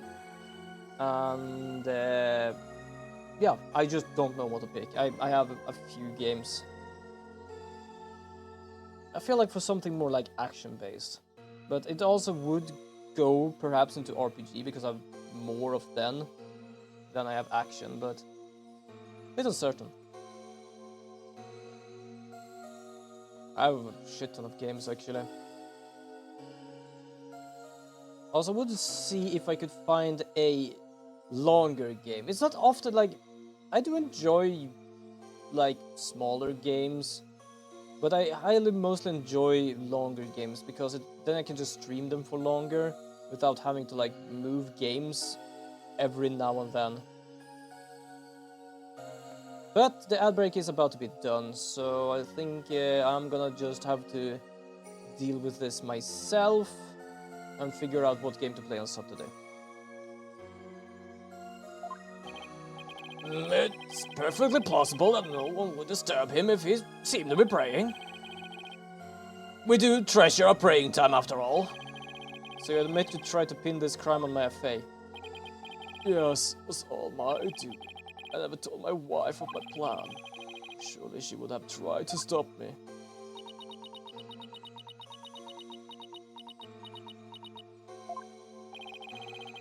How did you get Miss Faye's fingerprint on the dagger? I had her hold it while we were rehearsing the rite the day before. Right before the rite, I drugged her with a sleeping agent. Then I put Lady Kira's robes over the Borbud statue. That means Maya was probably already groggy by the time the rite started. Finally, I ended my own life, ensure that the crime would appear to have been by Acolyte Faye's own hand. But when your body was discovered, and Kira's robes were on the ground, how did they end up there if they were on the statue? After I impaled myself on one of the statue's dagger-like feathers, I used the last ounce of my strength to hurl my body backwards. As I did, I grabbed onto the ropes, taking them with me as I fell back on the ground. How terrible! What possessed you to do such a thing? You needn't to have committed a suicide, simply to frame the accused. Prosecutor Sadman, as one well versed in our kingdom's legal system, I would expect you of all people to understand. Understand? This kingdom's legal system is as infamous crime, your suicide. It can't be. That would be sadder than sad. Why, I believe the defense knows of what the High Priest speaks. Yes, because normal cases would have something happen. But because of how broken things are here, they don't seem to know about it, because it often is necessary. Yo, Gani, welcome to the stream! How are you doing? Maya's looking dehydrated. Yeah, kinda, that's why I'm kinda using that voice. How are you doing? I hope you have a good Tuesday. This explains why the High Priest took his own life.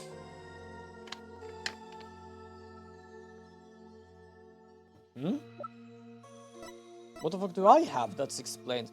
Oh, we do have the no? No, it can't be the law book.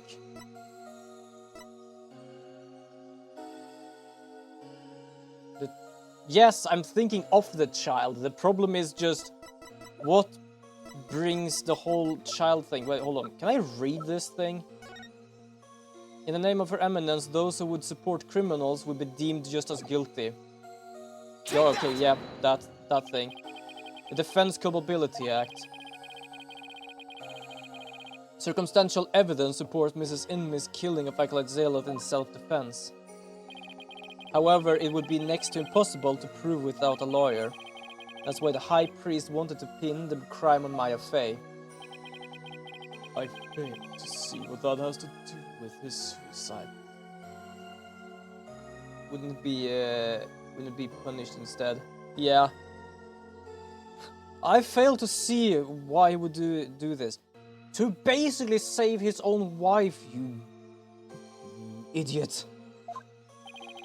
In Kura, the divination scene is the most important piece of trial information.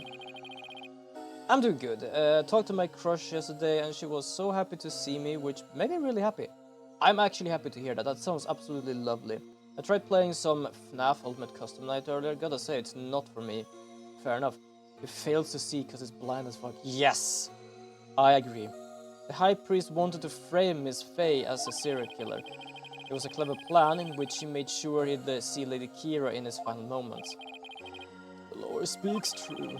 That is why I placed Lady Kira's robes upon the warbird statue. Made it seem that Acolyte Fey was a rebel hunting Lady Kira. But are you saying that you used my divination seance to produce false evidence? Yes! Forgive me your benevolence, but it was the only way to help my lovely wife. If you had approached me first, I could have proven that the murder was self-defense. Perhaps, but I had little faith in lawyers despite being a rebel. How utterly foolish to cast away one's life for such a reason. For what reason? To save his wife? Well, at the same time, you did actually betray your own father to actually become a prosecutor, so yeah. Channeling someone means their body replacing you, right? Yes. That's exactly what's happening. But there must have been another way to cover up the crime. Yet I had done so my wife would rush to my defense, and when the case went to trial, she would suffer the same fate as I under the Defense Culpability Act. I could not have lived with myself had she been convicted because of that fiendish man. This cannot be. I have done under the laws of our kingdom. It's all been... Right, she's really taking this hard. Well, do that then. She finally realized how bullshit some of this is. I'm gonna be honest, I'm just concerned or whether or not Maya's role will also be undone when channeling's done. Oh yeah, I commented that before when he started stripping himself off. Cause yeah, it's gonna be a shelf on the display there. But I cannot say I'm surprised.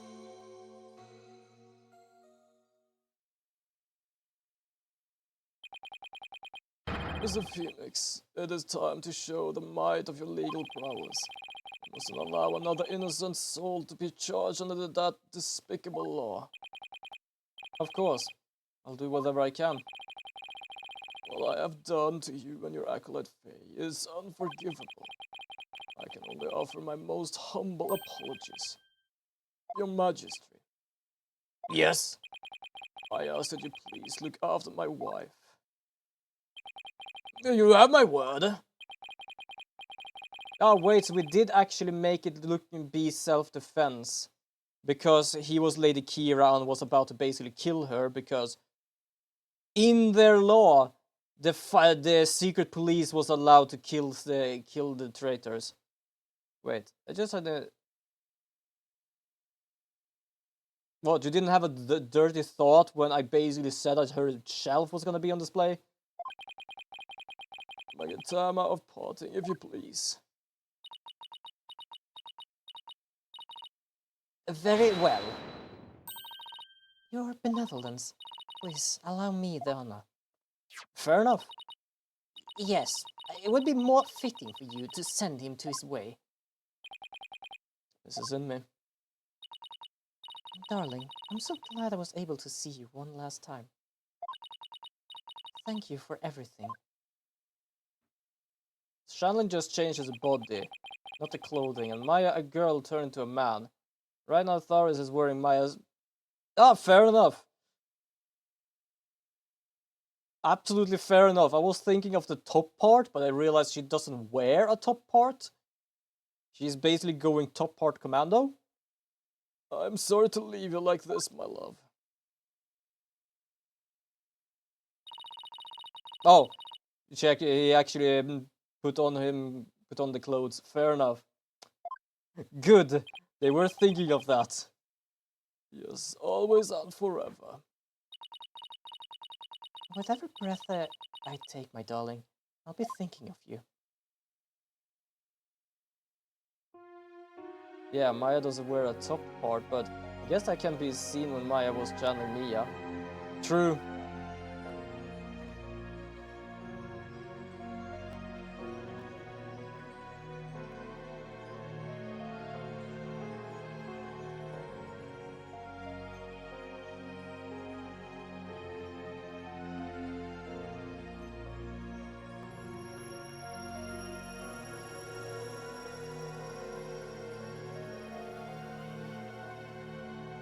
Well, he ascended.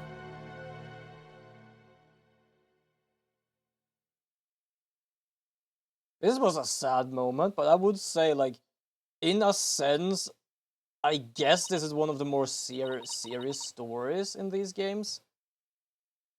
Just because of, like, in the other one, they basically trying to figure out who murdered someone 7 years ago, but that was one murder and they never managed to find. While this is basically just an absolutely effed up rule they have in one country that is going on and on and on. Throughout heavens and earth, he alone is the honored one now. Yes, he is. Maya? I feel great. I guess that means I didn't leave any regrets behind. Oh, but about the trial, Nick. Fair enough. Whenever she does this, she's basically asleep. She has no clue who won or lost. It's over. It was a sad reality, born of love, and great tragedy born of the Defense Culpability Act. Well, I see no need to continue this trial. Does the prosecution have anything to say? Probably just swearing in his mind. Mr. Phoenix writes, I owe a debt, one that I will pay back in court someday. Yeah, you could pay it back by not coming back to court ever again. That would be the best repayment, to be honest. I don't know what he would be able to repay or what he even learned, but I don't like him. Now to deliver today's verdict and overturn that of yesterday's trial. With respect to all current and previous charges against them, I hereby declare the accused Maya Fey and her defense Phoenix Wright. There we go. Oh, hold on. Jesus, that was a lot. Besides, that would be quite troublesome, to be honest. Imagine having a decent bra or something and then channeling a woman with an H cup and it being tied. Heck, imagine turning into a girl with an A cup, or a guy for that matter, and just falling off, not wearing, and just... Yeah, fair enough. It just hangs loose or anything.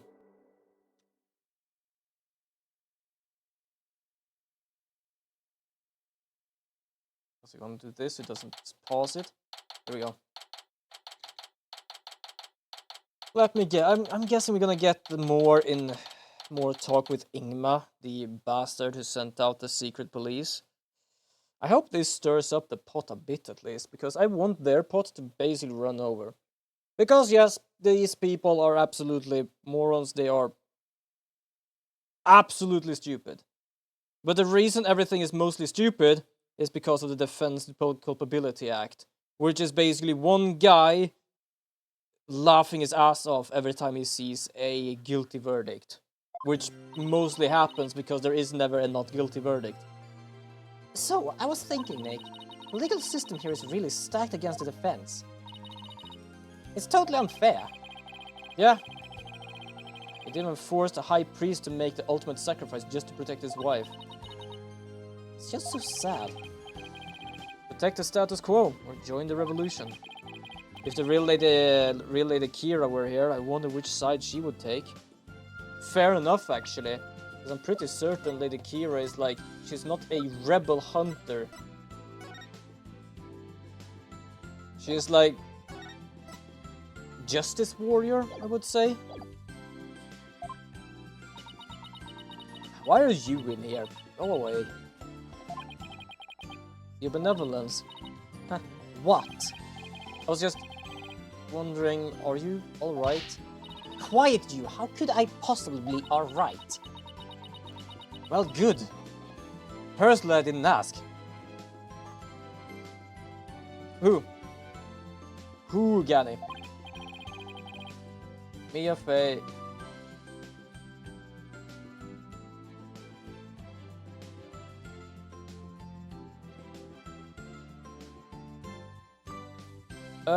Well, I would... Good question. What is Lana Sky? Do you mean... Sky's sister? Who the hell? Wait, hold on. I just need to...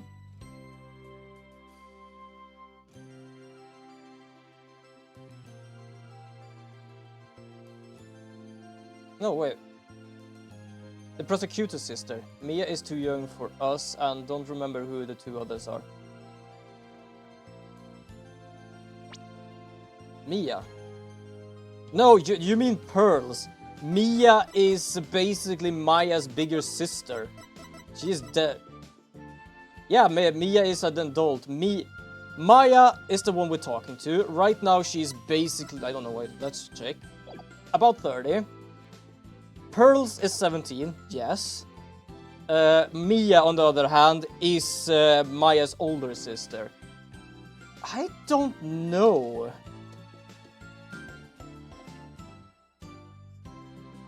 I would say marry Mia, F Maya, and K Thalassa, mostly because we basically have never really met her. We see more of the other two, I feel like, than there.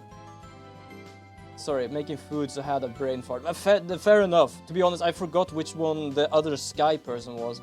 He's a big booed older sister. Well, speaking of food, which one would you eat? I think I said that. I think I said... Lana. Marry Mia, F Lana, and K Thalassa. Mostly because I feel Mia is too much of a main character, especially in the earlier games. Lana is... You meet them a lot in one case. I feel like Thalassa Grammar is like... You don't really meet them too much, and it feels like not as connected as with the other ones, like, I don't know. Because technically Thalassa is no one you deal with. You're dealing with the singer, and the singer is not Thalassa, not at that moment. That made me feel things when I was younger.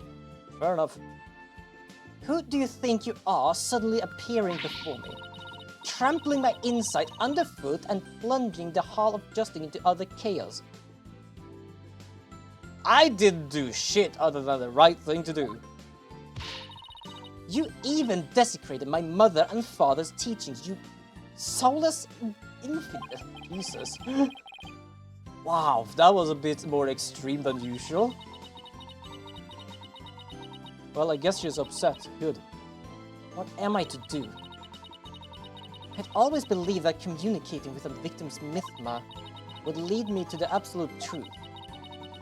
Each time you overturn my insights, it was revealed that they served to purpose false charges rather than the truth. I am left now with that heavy truth in my heart. Her big sister was the one who was dead early in the first game, right? Mary and Case don't know about the rest. Yes, I said the same. I said Mary Mia, Eflana, because more, I don't know, feels that way. And the grammar, technically she wasn't a grammar at that point, and for some reason, just because of that, it just feels like she doesn't have too much of a connection to the story or like everyone here at all. So it's just like, I don't know, didn't really feel much there. Literally the second case, aka one after the tutorial. Yeah, fair enough, actually. Perhaps I'm not worthy of hearing the voices of the Mythma. Then become that, then. It's not so much of being worthy, just learn to actually see things from another perspective. As I said, like, I don't have a problem with the way of seeing the person's last moments. Only how they say it, and like, you don't need to do that. What? Maya? How dare you? Your role is to bring forth the voices of the Mythma into our world. If you don't do it, who will? You know nothing, Maya Fey. It was spirit channeling, not divination seance, that brought the truth to light. How dare an outsider like you employ the Queen's secret art? But what can I do? My spirit power does not even approach yours. It is not a cruel joke. The royal priestess bested by a lowly outsider. Don't be so hard on yourself. You become worthy of things, but what you do and how you... what you do and how you... Yeah, exactly. This is not just thrust upon you. Yeah, bye. I couldn't find the word either, but I knew the understanding of the meaning. Yeah, fair enough. Phone auto correct. But why not? It is not worth at least a laugh or two. You shouldn't talk like that. I would laugh my ass off. Yes, I am being kinda angry at her, but that's because she is very, very brattish, but not in the way of I'm a brat. It is a sense of I know everything because I can do this, and I am these people's child. I know everything because of this, and I'm just like, you have too much power to be brattish, and unfortunately I have to deal with it. Listen, your benevolence. You were just fulfilling your duty, weren't you? And you're the only one capable of performing the divination seance, right? The situation of royal priestesses is not something to abandon lightly. The station of royal priestess. The people of your kingdom believe in you. But if you really mean all that you just said, then what are they supposed to believe in? You know not of what you speak. Actually, I kinda do. After all, I'm not only here to train so I can become the master. I'm only here to train so I can become the master of my village back home. A village master, you say? I did not know. It seems I owe you an apology. Or even today I called you a Nephite petitioner. It's alright, your benevolence. Thank you for finally acknowledging me. A future queen and a future village master. Guess it shouldn't be a surprise, considering they may have a common ancestor. Nice, right, your benevolence. Barbed head. The insights were a crucial piece of evidence. Ooh. Alright, I just looked for some AI female characters, and here what I came up with.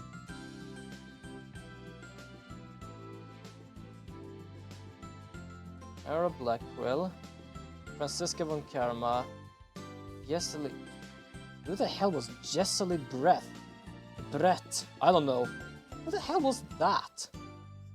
I know everyone else here. Who the hell was that? That was a random ass person you brought up. That was such Yeah, I know I've seen her before, it's just I don't know where she came from. Apparently she was the bird one. Or not bird one, the swan one. That's such a difficult question. I would definitely go for K with Jessely Brett. I don't give a damn about her. And to be honest, I think that was actually her fate in the game. The problem is Black. Yeah, I'm sure I made all of them bad. Well, one is better than the other two, but it was easy for me to at least point out one of them. But Aura Blackquill and Francisca von Karma, I just feel it's like kinda the same goddamn person.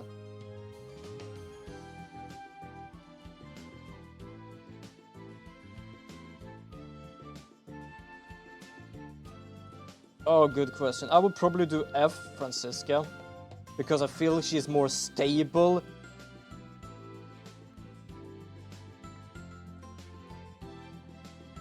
I'm jumping into a fire. F that. What are you talking about? Also, right now, basically. Yeah, basically becomes that. But I feel like, I feel basically that Francisca von Karma is more stable than the other ones. It doesn't matter if they weren't allowed a 100% accurate. Oh, that's probably the wrong voice as well. You should be proud of what you did. You played an important role in assuring that justice was served. Not choosing one of them unless K all three is possible. Fair enough, actually. I was wondering, like, is it a problem with one specific person? No, everyone is just a bad person. I don't want to. That's actually fair enough. That's kind of what I wanted, but with the thought of basically you have to choose one, then I just had to go with the best one. And I just felt Francisca von Karma is the most stable. So Mary there. F, Blackquill. And then K, the other one, because for the first of all, she was just a side character anyway. She even wear a mask, so I don't even know what she looks like. It's your kingdom's legal system. Without lawyers, your insight had come to be accepted as the sole truth. And the Defense Culpability Act, which gave rise to that, is the root of it all. But that's the dangerous thinking of a rebel. Your benevolence. As Crown Princess, you are destined to rule this kingdom one day. That means there will be many things that you alone must determine. Things like how to keep your people happy, what is true and what is false. I would go Death Note on them. Fair enough, actually. Absolutely fair enough. Most importantly, what role you must play therein. I wonder if I'm even up to the task. Knowing you, your benevolence, you're more than capable. I never heard Maya talk like this before. She's really come a long way. Yeah, 7 years. That was a bomb? What was that? It came in from the hallway.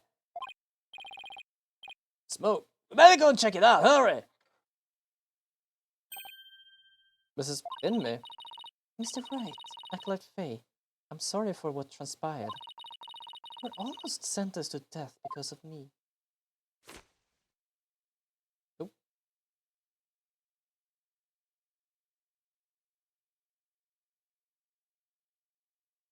Wait, that mark, hold on.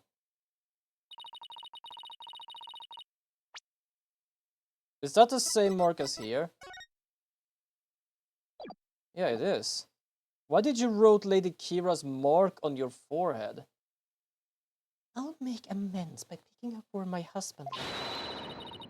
I will see the revolution through, so nothing like this ever happened again. But that is what the death of my love, my dearest departed husband.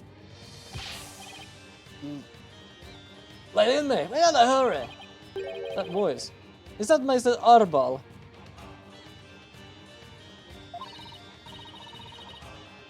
Yeah, Arbal, Mr. Our rebel. I must tell the people. They must learn that the peace we enjoy is a false one. I prioritize your unborn child, for fuck's sake. Yeah, exactly. Please. In a sense, she does that, but more the child's future than the point of actually being born. One built on the backs of innocents charged with false crimes under the odious DC Act. We have it in our power to forge a society in which the law judges all of us fairly. Oh, I got some Zero Escape here. Suki Kazuwara, Clover, and Mira. Hey there, Pee-wee! I wish we had more time to talk, but... Daruk, everything's ready. Time to go.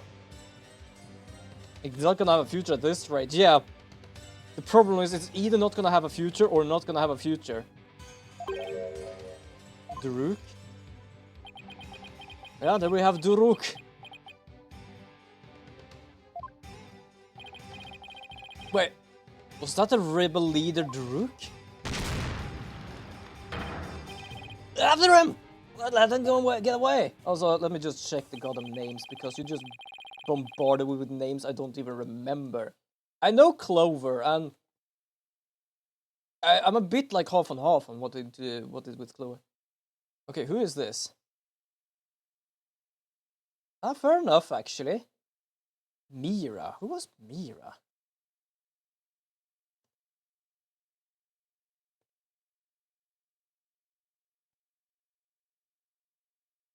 Yeah, those is from a series that I played some time ago called Zero Escape. I have yet to upload every single one of them, unfortunately, because back then I had problems with my recording.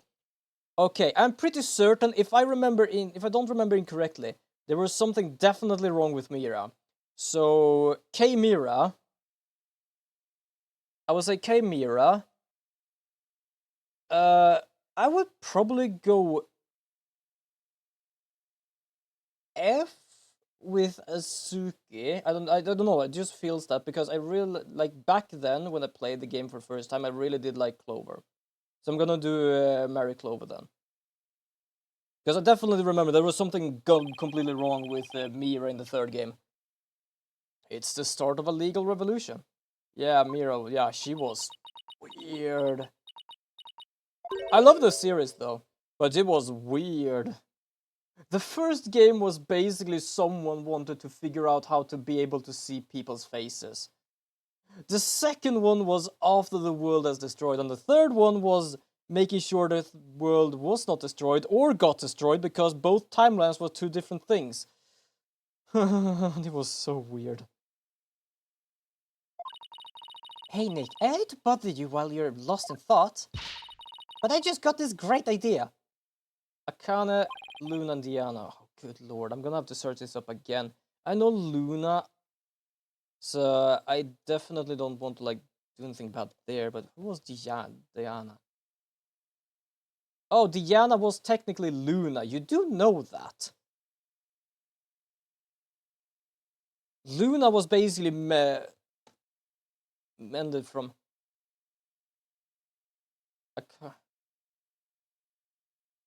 I will probably do... Okay, so this is a very odd logic, but that's because both of them... Yeah, I'm talking about with the context of each game. Yeah, and with my point of context for the games, is I will probably do Marikane, just because adorable. Well, technically, both Akane and Diana are adorable, but I would probably go there, and F, Diana, and K, Luna. Reason is, because Luna is a robot made from Diana, basically. That is my reasoning to why that is. The Steel Samurai versus the Rebel Daru. I bet it'd make another awesome TV show. So when I say Akane, I don't mean Zero, if you get what I'm saying. Yes, I know what you're saying. The first thing I got up was basically Akane. As a child, I was like, I don't remember this. I'm like, oh, right. I'll never get what she sees in those shows. Are you sure? You basically had a big-ass pile of them whenever you... Fire. Oh... Wait, there are 3 Fies? I only remember 2.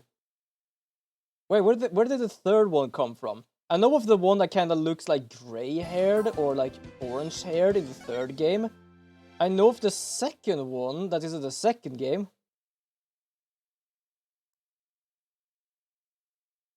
But I don't remember a third one. I only know of two, and both are technically the same. Superman. I know that people believe that 5 was a Superman, but that's still 5 from the second game. I am confused. This is... probably, like, if you mean Superman as a DC, I would probably go K there. And just basically do both on Phi and Phi. Doesn't matter which one comes first.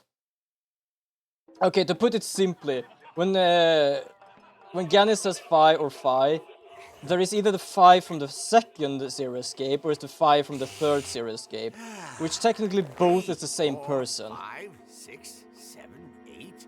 What Superman time is Kick. it? Who the hell was It's Superman 9, Kick then? 10, 11. Someone just got killed. But that was probably obvious. That was probably obvious. Oh, not in the bowl of noodles. She's just dead. Oh, want to think he did it? I don't remember the Superman Kick. Gaddy, I haven't played these games for years.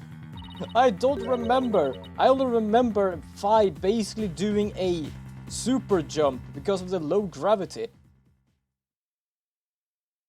Phi kicked Dio with a Superman kick because of the low gravity. Huh, the only thing I remember was the jump. But that still means you're dealing with basically 3 Phis, but you're having 2 Phis as the same person. That doesn't make any sense.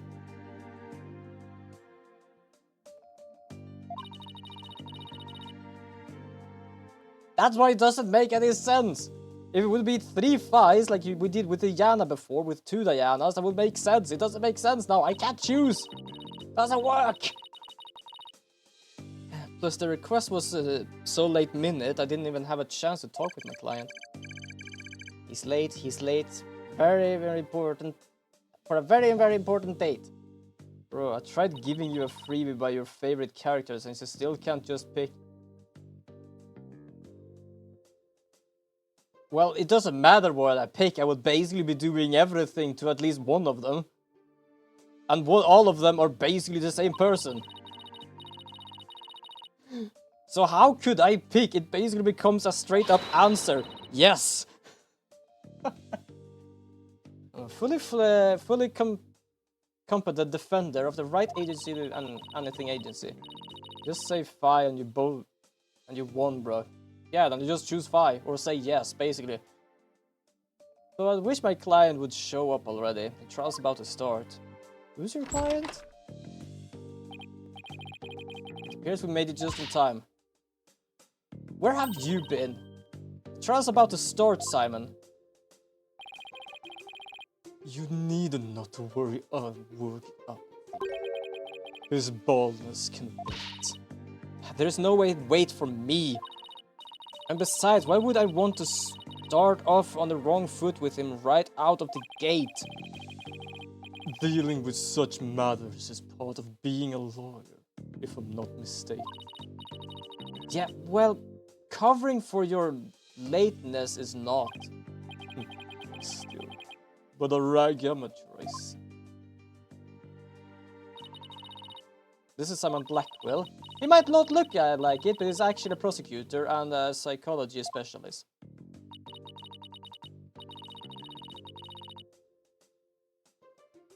He and I go way back. As for our shared specialization in psychology, we're both disciples of the same person, so to speak. But he's kind of my senior, I guess. But twisted sense of humor or no, I wish he stopped treating me like a child all the time. And yes, because we play as Athena, I'm not gonna do a Athena voice all the time. So, we're alright down on justice though.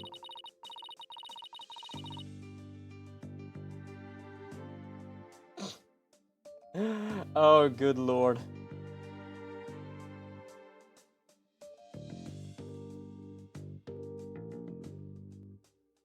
I'm gonna wait until Meister gets confused here. Didn't I tell you? There what? So neither of them are here, leaving you to take this on alone. Yep. You gods. Call right Donald back. It's not too late. They got a water gun. Okay, to put it simple, Maestro, Gan is talking about me, or me.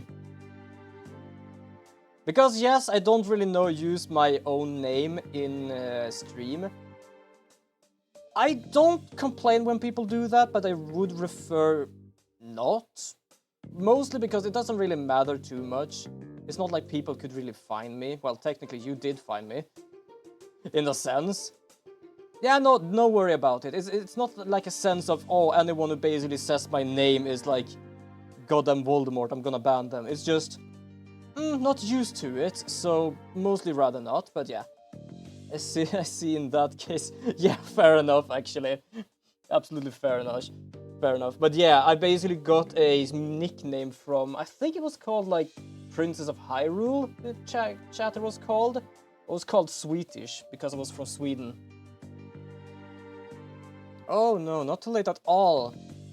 You would only need to know how to teleport. Very well. Mario will smash you and then kill you in that order. Sorry. Yeah, no problem at all. Don't worry about it. It's just me that is so like unused to it that is just like, that's not my name here. It's so weird. But that's basically it. Then I will settle for Justice Donald. Go grab him by the horns and drag him here. Apollo is literally in the middle of a show, Simon. You may not want to admit it, but I've got what it takes to take on this case.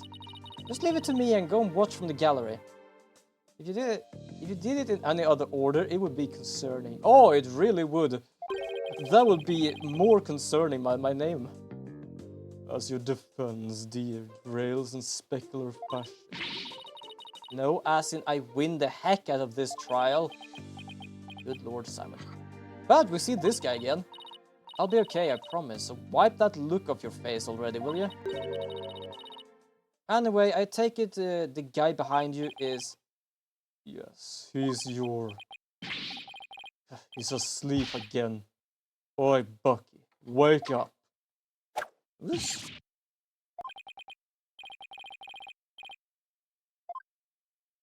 Oop. Okay. Interesting. Who's this your yellow yickety? She is your lawyer, such as it were. I'd say she's more green than yellow, however. Lawyer? Sure doesn't look like it, does she? Is she like a fellow apprentice or something? Who's a drunk panda? I don't know, but he's a drunk and he looks like a panda, so I guess that's a fitting image. Something like that. I know her longer than I've known you. You could say we're bound to one another. Oh, I guess this is kind of like a... Basically, it's not the defendant that came here, he came here with the defendant. Because I guess he used to eat at that place and he knows about the defendant. Oh, okay, well then, I guess I better call her Miss Chickadee then. Call her Miss Chickadee, fair enough then. Simon, this guy's not only rude, but he's 3 sheets to the wind at his own trial. Is that another way of calling him drunk? I know we just met, but I'm about ready to give him a piece of my mind. Tifa same as a Lara Croft. I don't care too much about Lara Croft. Like, fair enough. In the latest game, yeah. But I would still go for K there. I don't know too much about Samus either. I would probably say Mary Tifa and F Samus. M Tifa, F... Okay, apparently we're sharing brain cells here. Do as you will. Just save it for after the trial. is chickadee. Don't call me that. How do you? Beside me here says that is an old friend of mine. I'm the 4th generation head of Wet Soba. When is soba not wet? Wow, you became undrunk in a second. Have to marry Tifa. I ain't nowhere to try to off Samus. Fair enough, she can probably just blast you. Damn, you guys connected on a Swedish signal, huh? Kinda. Wet noodle number You're a wet noodle number 4. That doesn't... fair enough. I'm gonna call you wet noodle from now on then. Bucky Wet, nice to meet you. I'm actually called Bucky Wet. It's nice to meet you too, Mr. Wet. So he can pull himself together when he wants to. If only the trial was starting in a few minutes. Yep, Lara is just normal human with guns. Yeah, and when I think like Lara Croft, I think of like the original one, and it's like... nah, not really actually. Having been accused of a murder that only occurred yesterday. How about this? Jill Valentine, Claire Redfield, and Rebecca Chambers.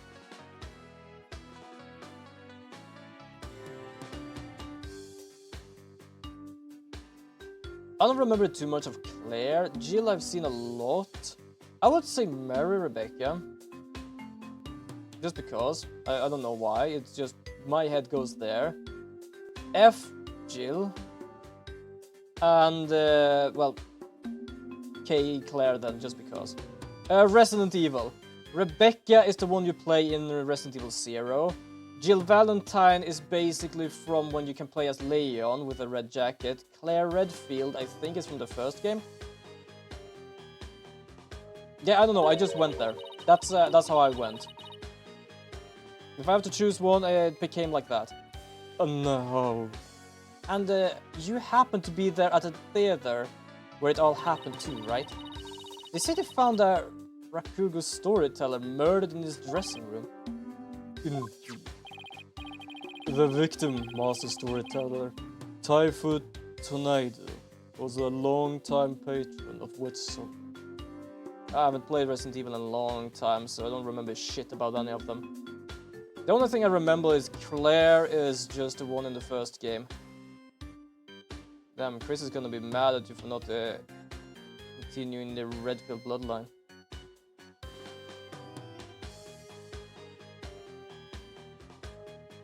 Claire. Oh, wait a second. Jill Valentine played Claire Redfield. Oh, Gani, I think I mixed them both up actually.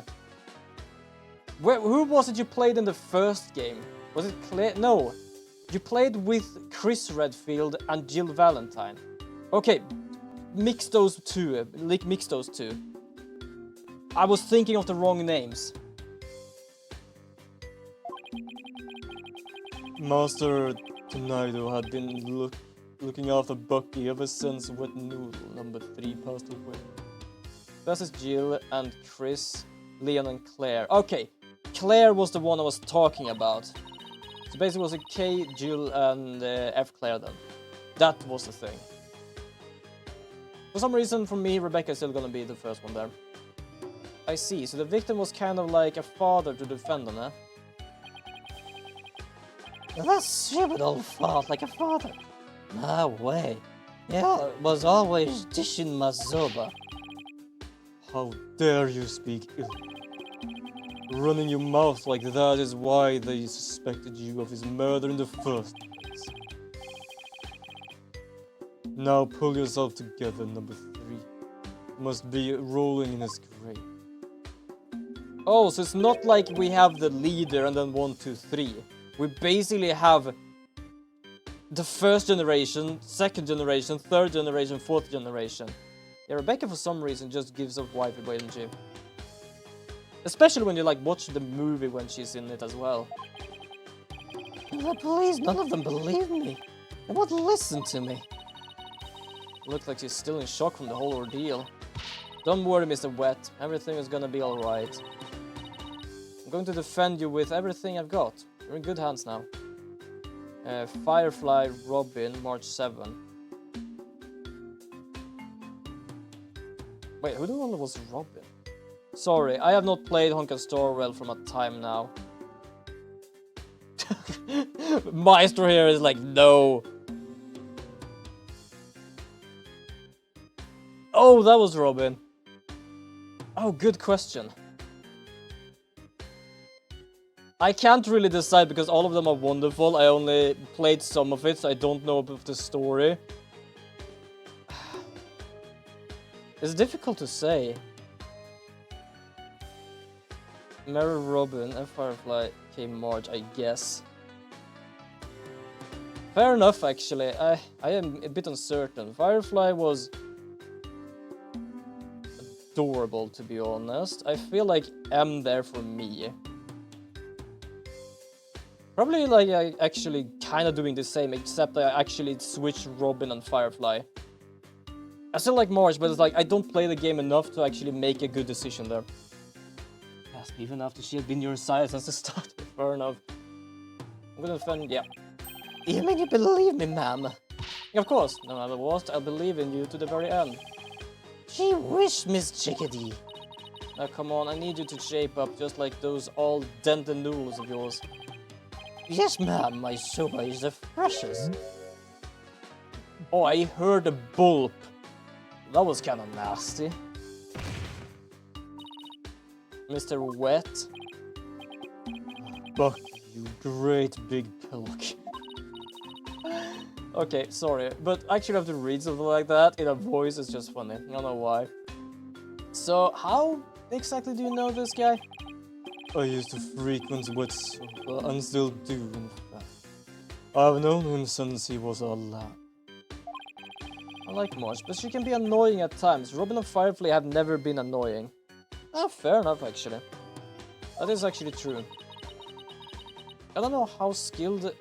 How you like Soba so much. I didn't know you liked Soba so much, Simon. I wouldn't expect one such as you, who eats meat slap between slaps. To understand the delicate taste and the subtle texture imparted by buckwheat flour. Yeah, that's just rude. But I digress. Fair enough. But you know what? It is about to end the stream here. And I feel my voice has been through a lot of different voices today.